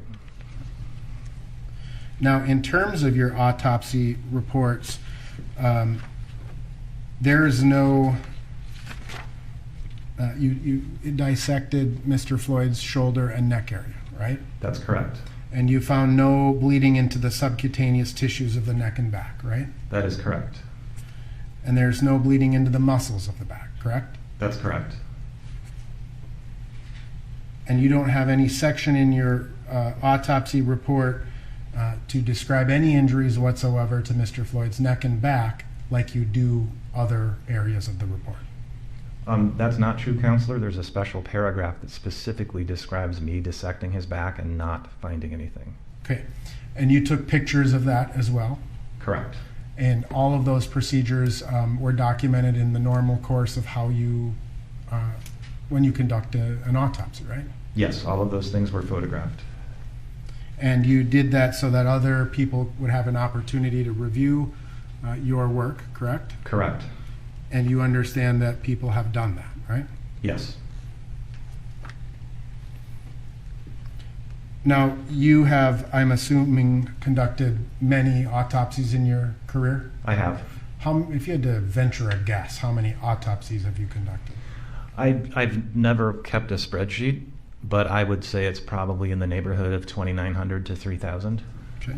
You've done other autopsies where asphyxiation was the suspected cause of death? Yes, asphyxia is a very common cause of death in my line of work. Right. You see it manifest itself in many ways, right? That's correct. And there are certain things that you look for in the course of your autopsy to determine whether or not this death would be consistent with asphyxiation. Agreed? Yes and no. It depends on the type of asphyxia you're talking about. There are many ways that human beings die of asphyxia. So as pathologists, we want to make sure we know the type of asphyxia that we're talking about, because the signs that you would see are going to vary from one type to another. And including, you look at the brain for signs of lack of oxygen, right? We do, but to be fair, the person has to survive the anoxic brain injury for a considerable period of time before we can see anything. In most of the asphyxias that we investigate, we're not going to see any acute changes in the brain. You look for musculoskeletal changes to the body, right? Again, depending on the nature of the asphyxia, yes. So you may look for, perhaps if the asphyxia was from the front to the back, broken hyoid bones, for example? Correct. We're specifically looking at things like the muscles of the neck, the thyroid cartilage, the hyoid bone, in things like strangulations and hangings where there's pressure on the neck. Okay. And you formed some opinions ultimately about the amount of pressure and whether the pressure was applied to the neck, right? Could you be more specific, Counselor? Well, ultimately you have your, you have described your cause of death, right? Correct. And part of your cause of death includes neck restraint, right? I believe I actually used the term neck compression, but compression. yes, that is on the top line of my cause of death statement. And in the course of your many conversations that you've had with various prosecutors and law enforcement officers, you, after watching the video, you've made some statements about where you thought Mr. Chauvin's knee was placed. Would you agree with that? Yes. And did you feel that Mr. Chauvin's knee was compressing his neck? Yes. Did you describe it as being more on the back or in this lower part, base part of the neck? So in my impression from the video, and I want to be very clear, I have no special expertise in looking at videos. I'm just looking at them as another person trying to figure out what happened. In my opinion, it would appear that Mr. Chauvin's knee was primarily on the back or the side or the area in between on Mr. Floyd's neck. Did you see any evidence that he was occluding the carotid artery? It did not appear to me on the video that his knee would have been able to occlude the carotid artery. Even if it were, normal people have two carotid arteries, and the unoccluded carotid artery would continue to supply blood to the brain.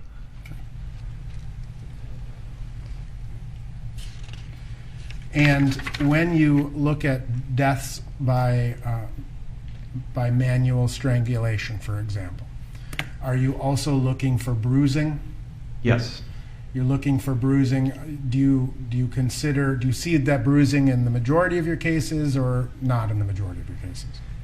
Well, keep in mind that my patients are all deceased. And so if my patients were strangled, it was so significant that they died. And I say that because if you were to ask an ER doc for her experience looking at living strangulation victims, you might get a different answer. In my world, we typically see bruises on the outside of the neck. We see abrasions on the neck. We see bruises to the small muscles of the neck. Depending on the type of strangulation and how old the decedent was, we can even see fractures of the thyroid cartilage and the hyoid bone.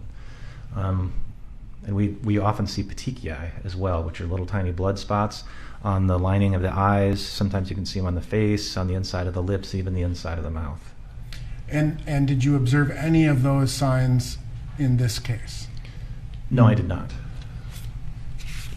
And in terms of, when you think about just kind of the classic strangulation. I'm taking my fingers and my hands and I'm applying pressure to your neck. Even those small finger, you would expect to see bruises consistent with the size of my fingers, right? Again, in my line of work, we more often than not see bruises. You did say consistent with the size of your fingers. That might be true on television shows, but in the real world, there's not a lot of correlation between the size of bruises we see and the size of assailants' hands. But we are looking for those telltale bruises. All right. And in terms of, in this particular case, the knee, the placement of the knee being a pretty bony, hard, round object, right? Yeah, I mean, it's pretty concentrated right under the kneecap at the force. Right. And of course, the shin bone is just below the skin, right? Yes. And it's sort of triangular in its nature, right? On cross-section, yes. And so if a substantial amount of force was being used by the knee or the shin bone on the neck or back area in your line of work, and if that force was sufficient to asphyxiate him, would you expect to see bruising?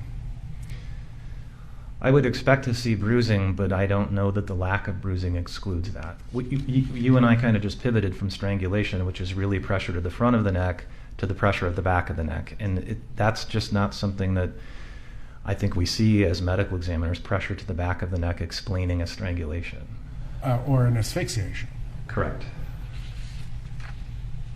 So is there any objective medical finding in your autopsy that shows a sufficient or significant amount of pressure to the back?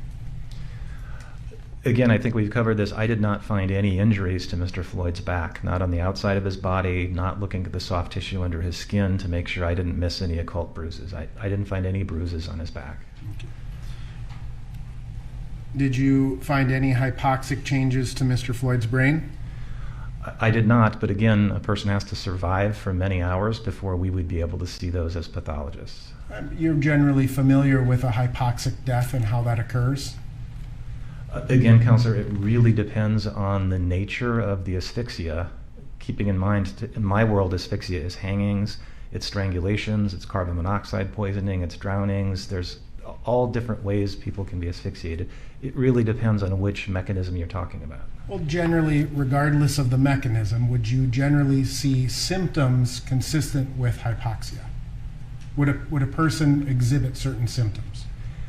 So symptoms is a little outside my bailiwick because we're talking about living people, and I don't treat living people who are suffering from hypoxia of any cause. So, I mean, Dr. Thomas, who just testified, would testify that you may see confusion when someone is going into a hypoxic state. Objection, Your Honor, to the characterization of Dr. Thomas's testimony. Rephrase as Certainly. what he agrees to.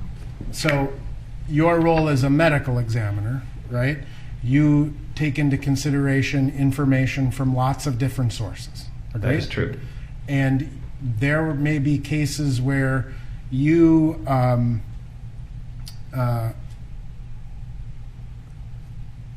just don't know what's going on, right? You can't figure something out. Could you be more specific? Well, you have a decedent in your medical examining table, and there appears to be some sort of tropical disease, right? I'm assuming you're not a tropical disease or an infectious disease expert, right?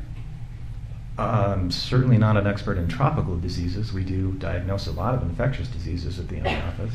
But if there's some sort of infectious or tropical disease, you may go to another person and ask that person, hey, are you familiar with this? Your Honor, object to the question in terms of relevance and beyond the scope. Beyond the scope is overruled. Relevance at this point is sustained. Sure. Do you rely on the expertise of other physicians when you conduct an autopsy?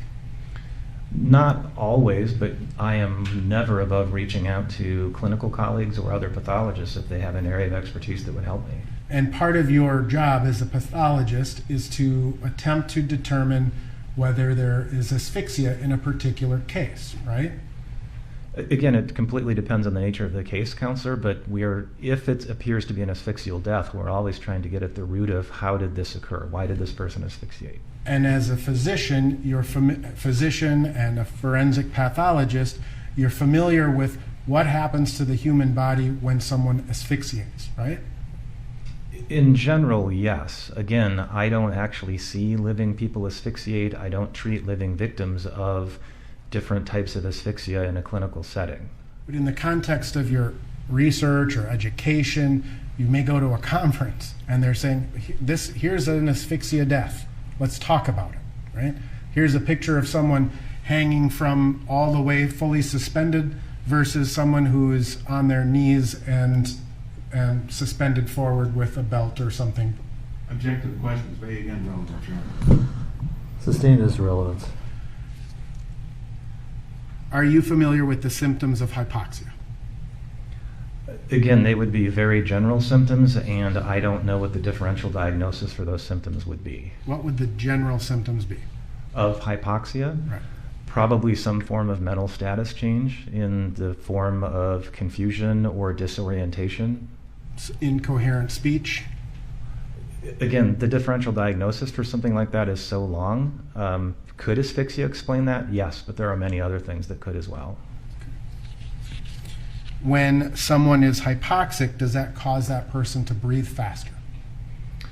I honestly don't know. Again, it probably depends on the nature of the asphyxia. I would defer any further questions to a pulmonologist because they're the experts in breathing. Okay.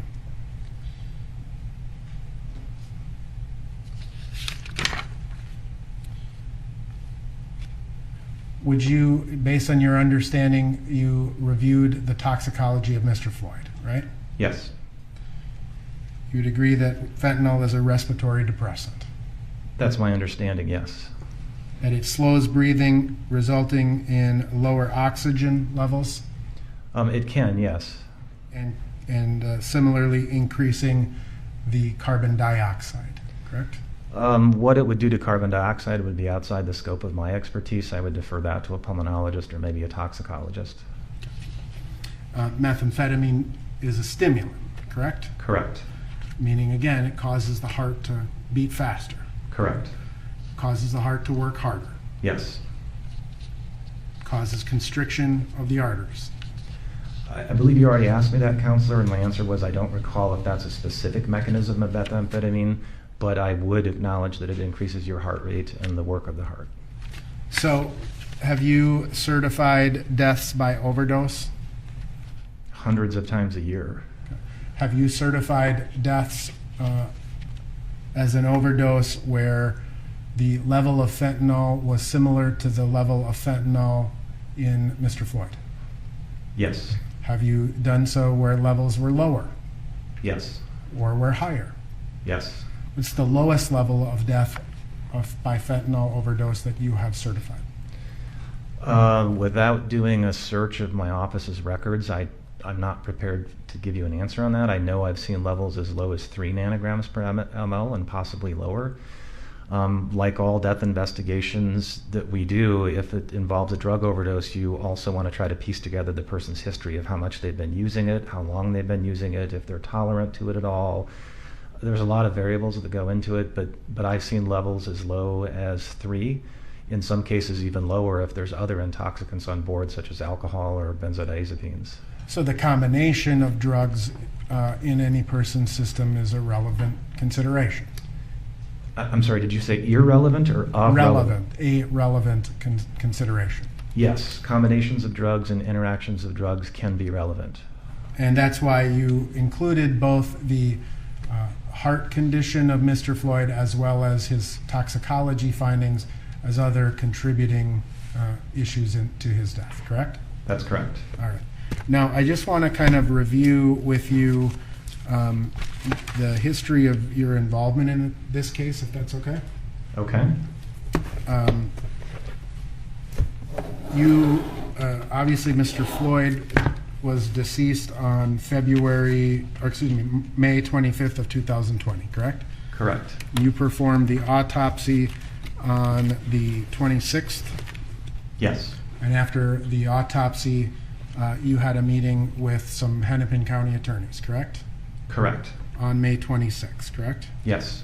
And do you recall telling them that the autopsy revealed no physical evidence that Mr. Floyd died of asphyxiation? I don't know what my specific language is, but yes, that is what I conveyed to them, was the lack of anatomical findings that would support that conclusion. All right. And you told them that you had avoided watching the videos at that point, right? Until after I'd performed the autopsy, yes. All right.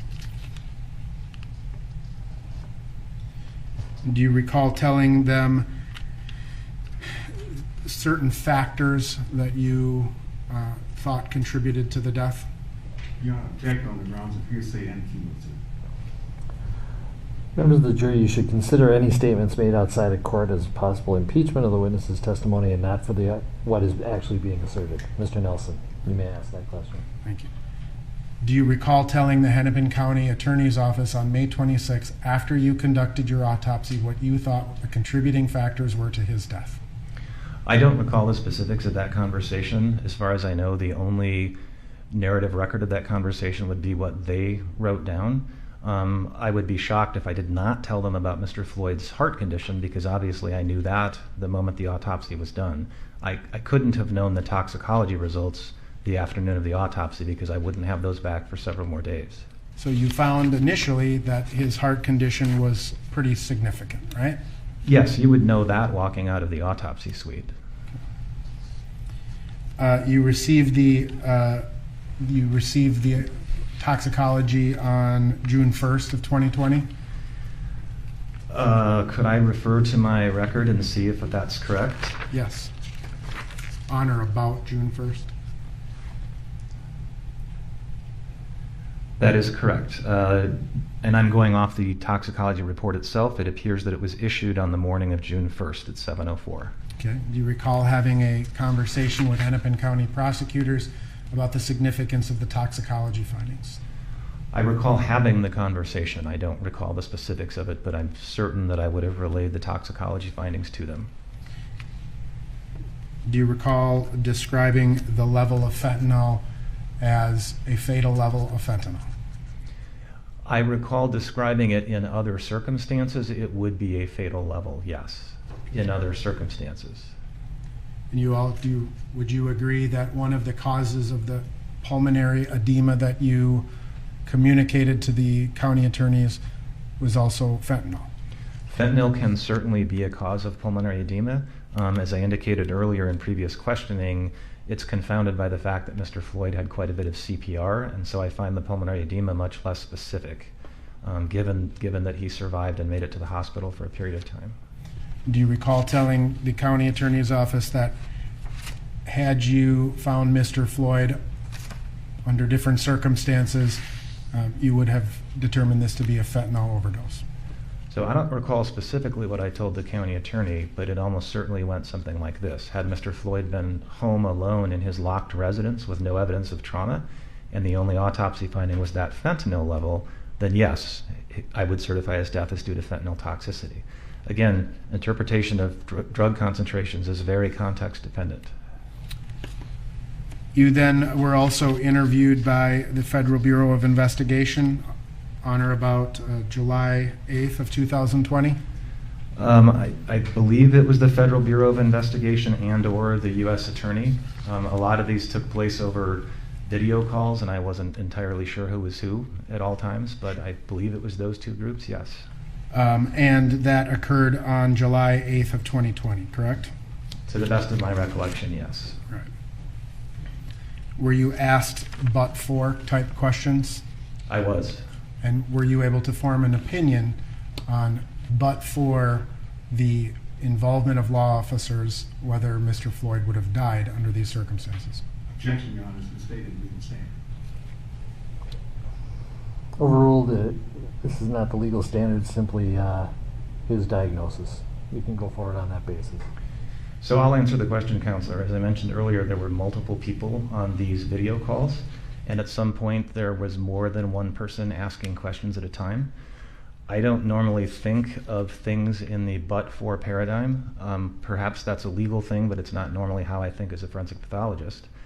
So what I clarified for the U.S. Attorney and the Federal Bureau of Investigation was my opinion as to what happened to Mr. Floyd, and that is he experienced a cardiopulmonary arrest in the context of law enforcement's dual restraint and neck compression. It was the stress of that interaction that tipped him over the edge, given his underlying heart disease and his toxicological status.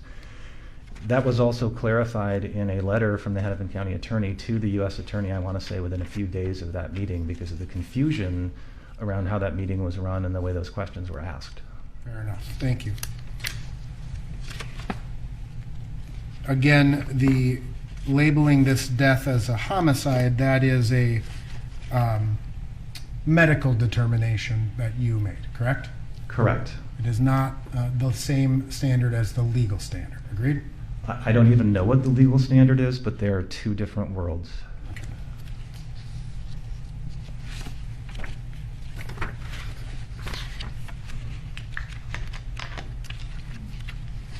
Now, in terms of your, again, involvement in this case, you have actually testified twice in connection with other proceedings, right? Yes. Regarding the death of Mr. Floyd, right? Yes. And the first of those testimonies occurred 20th of August, 2020? Yes. You understand that those were transcribed and under oath, correct? Correct. And you have had an opportunity to review those transcripts? I have.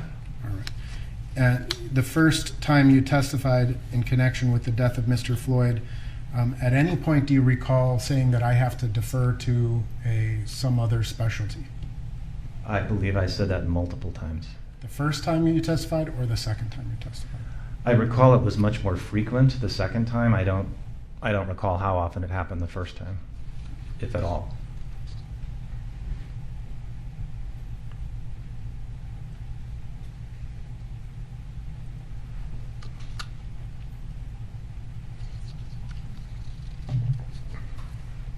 In terms of the placement of Mr. Chauvin's knee,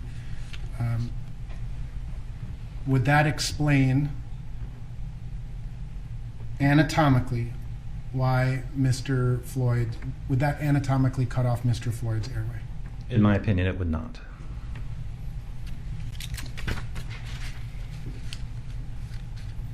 Did you testify extensively about the significance of the coronary arteries and the heart disease? I'm not sure what you mean by the word extensively, Counselor. If we need to pull out the transcript, we can. I'm not sure what the word extensively means in this context. Okay. You talked about the issues surrounding Mr. Floyd's death involving his coronary arteries, right?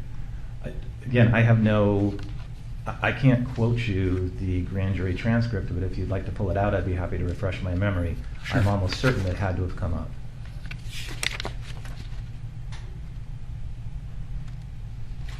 May I approach the witness, Your Honor, What purpose?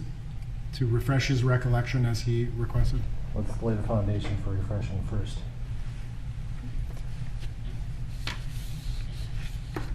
In this proceeding, did you testify about, do you recall testifying about how the coronary arteries work relevant to providing the heart with blood?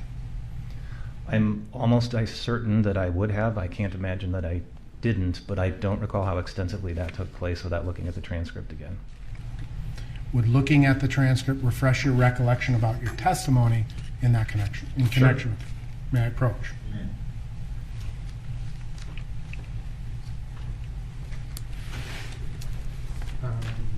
Dates 44314.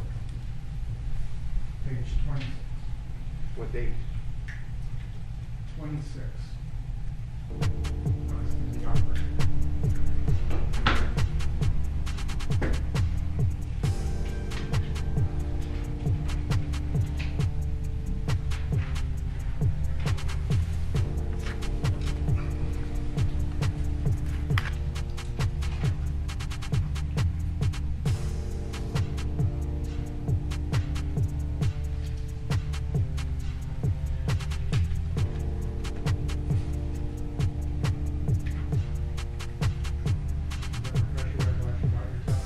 It does.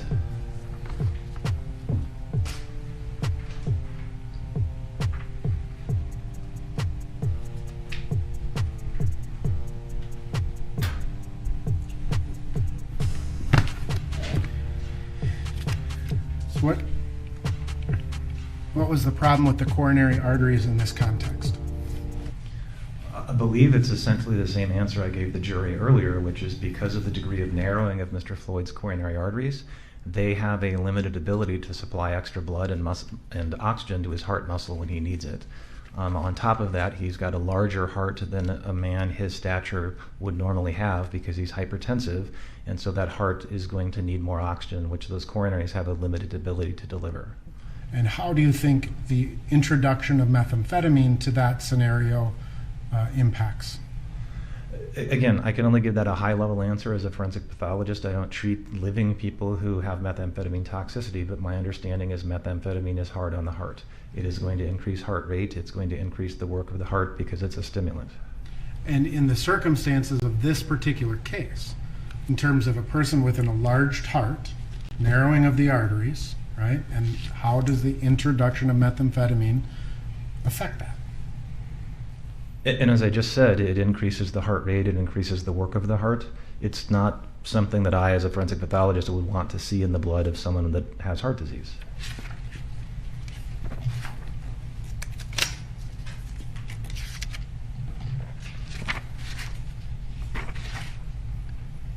Did you describe it as a multifactorial process, the death of Mr.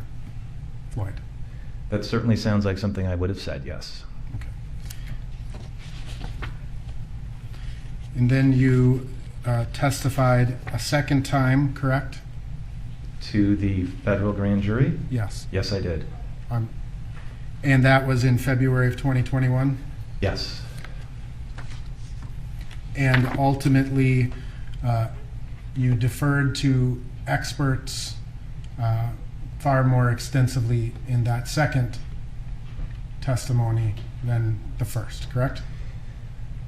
So the short answer to that is yes. The long answer is I believe I deferred to a pulmonologist repeatedly because there were so many questions about things like gradations of chest wall movement and would this, that, or the other thing impair a person's ability to breathe.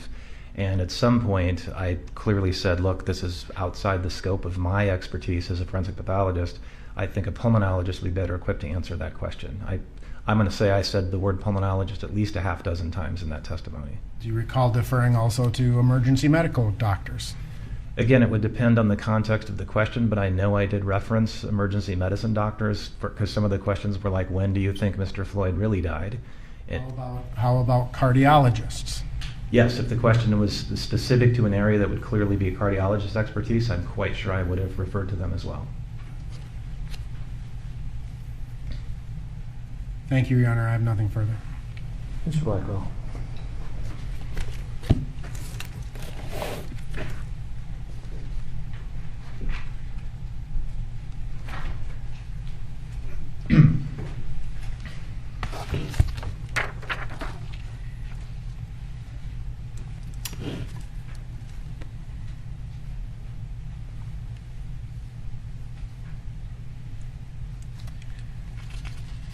Dr. Baker, I'm going to be brief. So if we could look up, Brett, the section on cause of death. So, Dr. Baker, take into account the entire exchange you had with Mr. Nelson on Mr. Floyd's medical conditions, on whatever testimony you gave, wherever you gave it. I want to bring our attention back to what's reflected in Exhibit 193. And taking all of that into account, what today remains your opinion as to the cause of death for Mr. Floyd? So my opinion remains unchanged. It's what I put on the death certificate last June. That's cardiopulmonary arrest complicating law enforcement subdual restraint and neck compression. That was my top line then. It would stay my top line now. And so if we look at the other contributing conditions, those other contributing conditions are not conditions that you consider direct causes. Is that true? They are not direct causes of Mr. Floyd's death, that's true. They're contributing causes. And in terms of manner of death, you found then, and do you stand by today, that the manner of death for Mr. Floyd was, as you would call it, homicide? Yes, I would still classify it as a homicide today. Thank you, Dr. Baker. No further questions. Anything further? Counsel, you sidebar.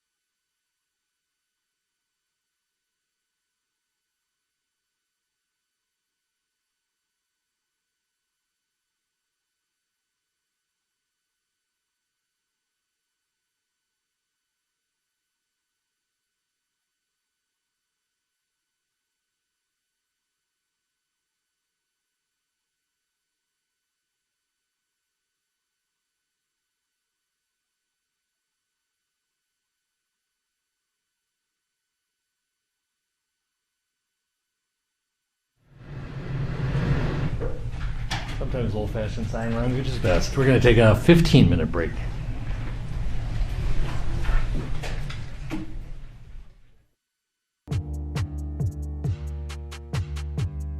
All right. So I just started a conversation with YouTube with their, I don't know, Google support. We'll see if they can figure out what's going on or maybe ease up off me. Taking my likes away. Dusty.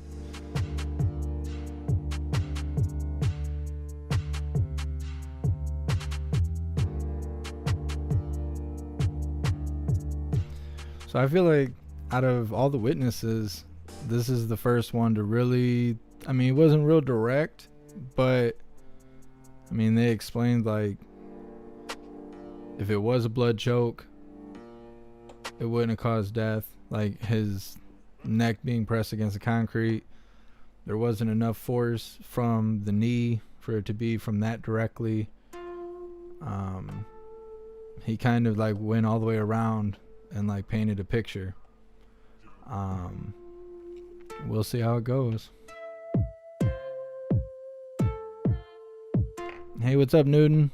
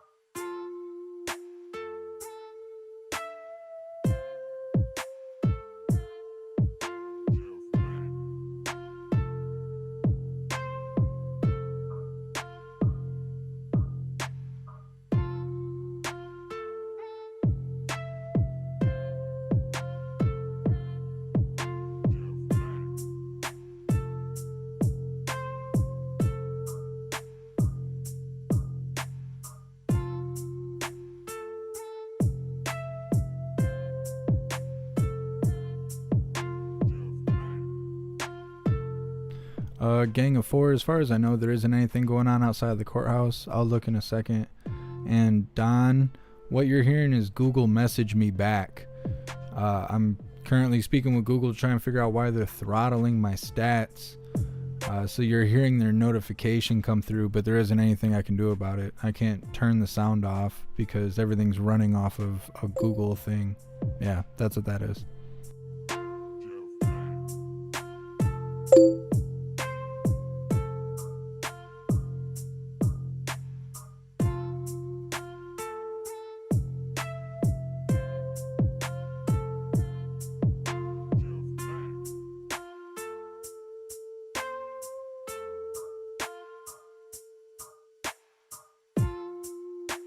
I'm doing good, Newton. Just been busy with life. How are you doing? No, Don, that's Google messaging me. I wish I could turn that sound off. It's annoying.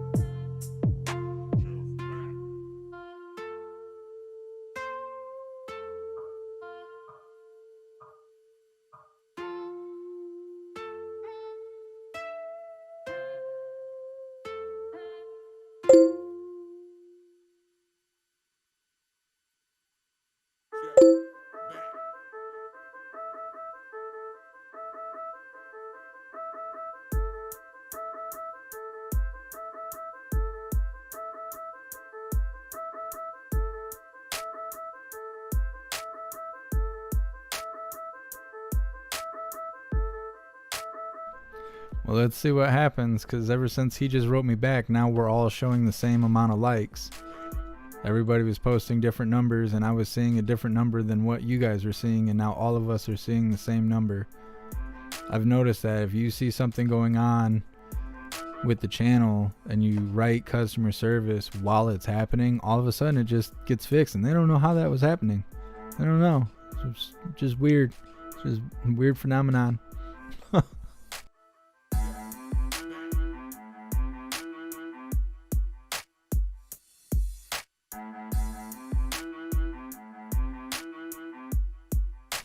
Weird, Contra. I haven't heard that before.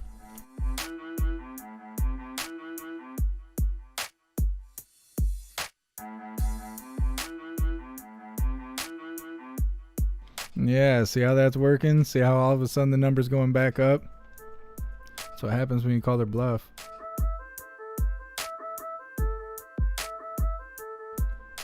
Well, I mean, it ain't a bluff. They were actually doing it to me, but if you call them out, they seem to ease up a little bit. I don't know, we'll see. Maybe they'll strike it for something stupid and I'll have to appeal it. Holy crap, that scared the hell out of me. Someone's here.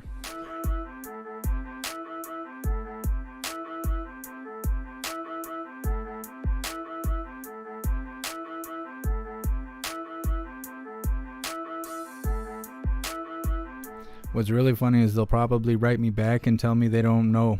They'll be like, oh, we didn't find anything wrong. But all of a sudden it's better. It's weird. It's so weird. I never believed any of this stuff I always heard about YouTube until I started running my own live. It's real. The censorship, the nonsense, the games, that stuff is real. That is real. That is not conspiracy stuff. That is factual information.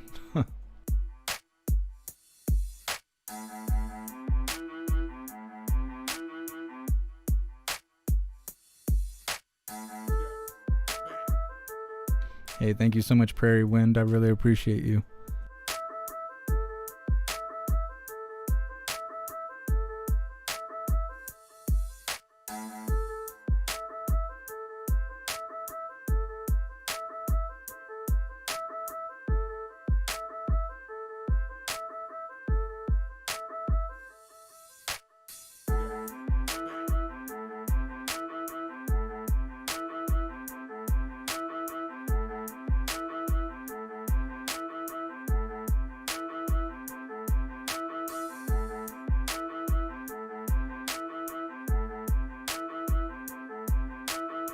All right, just a second.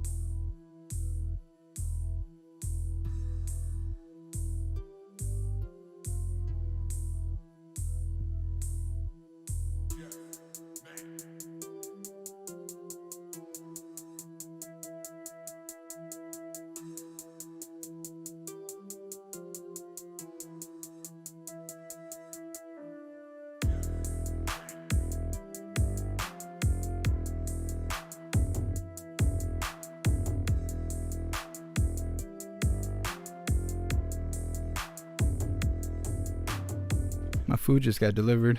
I had to run down there and get it real quick.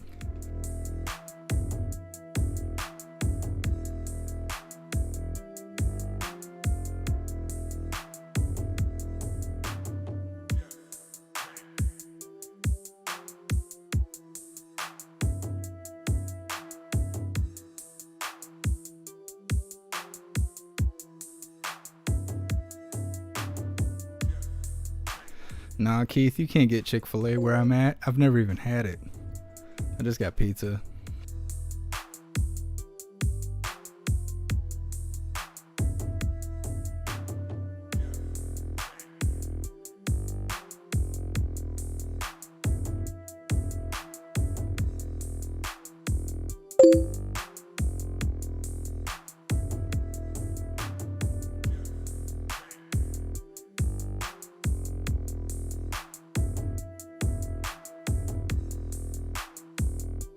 Well, Google says that they haven't found anything yet. They got to keep working on it. So they're going to take another 5 minutes to dig into my account and see what's going on with my likes.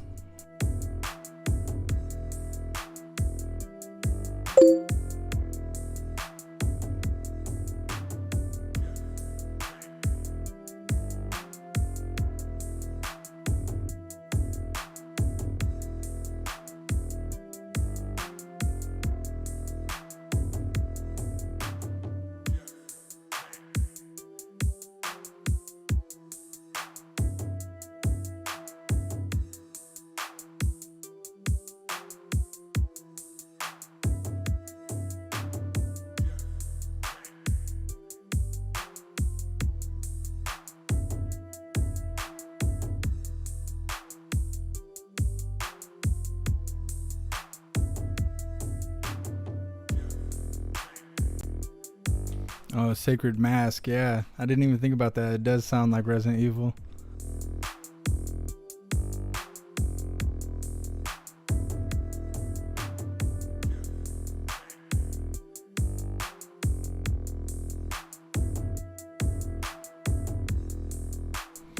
Yeah, that's the point, NS. Like, when I contacted Google, I'm like, you know, me and my viewers are live right now, and we're noticing that our likes are dropping, and we don't know why. Why are you throttling my likes? We'll see if they figure it out.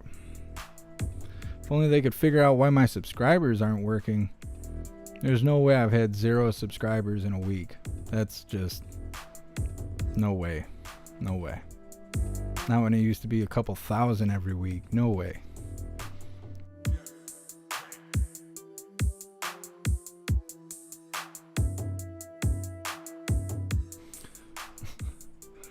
Overcloth and Chick-fil-A is horrible. You tried it twice to make sure.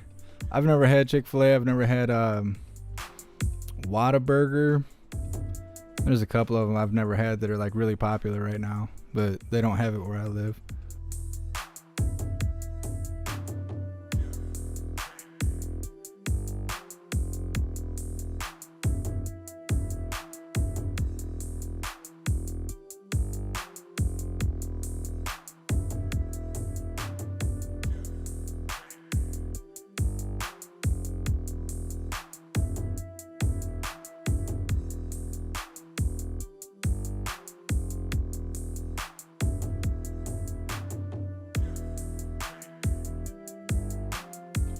Yeah, Sage Pup. I've heard other channels say the similar things. Their likes are going away, or they're losing subscribers, or they're being shadow banned.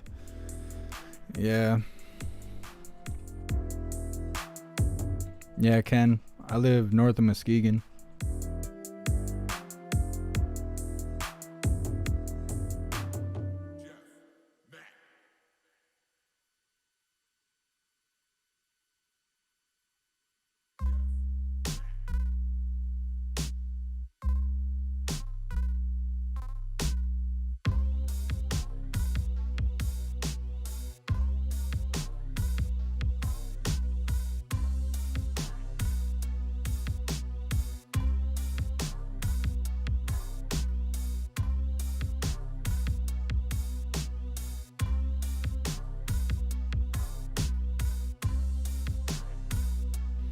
Burgers. I've never heard of that.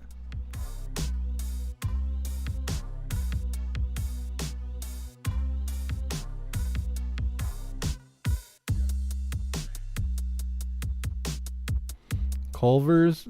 Yeah, Newton, I think we got Culver's.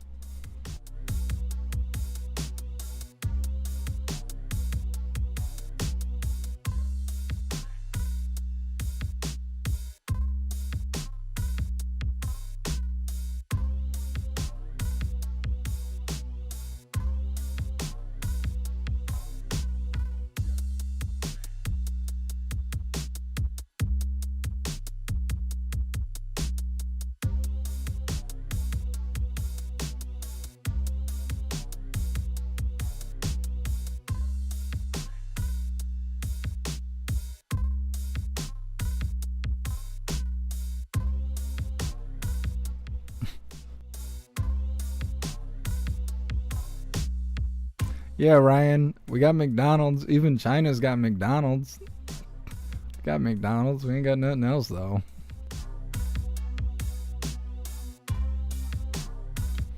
Love it. I got a... oh, my goodness. Bacon cheddar ranch pizza, I think. I can't have pizza with red sauce. I got a real bad stomach. So most things I can't eat. If I have pizza, I gotta have white sauce or no sauce. Yeah, Dark Star, they're on break right now.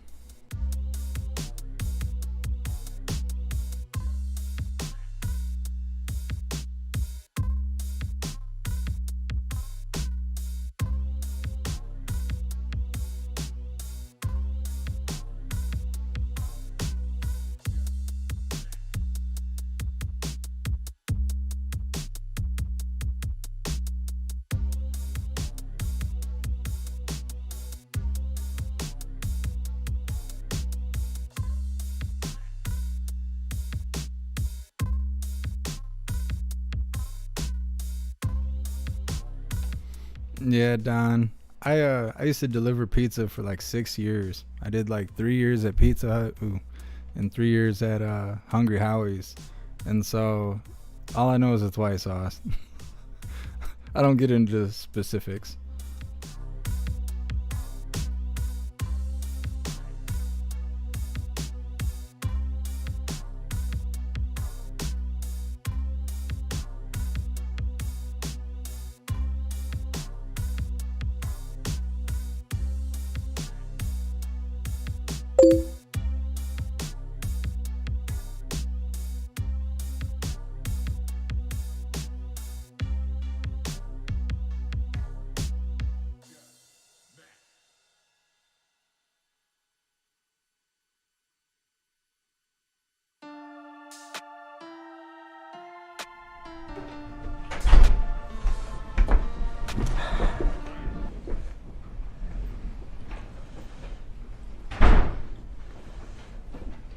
Members of the jury, we have one more witness who's a medical doctor, and by best estimates, we would not be done by 4:30, and all the parties agree that you've had enough.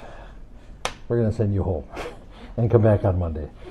So we would probably be here past 5 o'clock if we go to the next witness, and it's been a long week for everybody, so let's all go home, have a good weekend, don't talk to anybody about the case, and don't read any media, and we'll see you Monday. Let's shoot for 9:15. Actually, it's going to be at least 9:30, so because we have legal issues to talk about before that. But so it'll be 9:30, but you can do your usual routine. Thank you. All right, 1 second.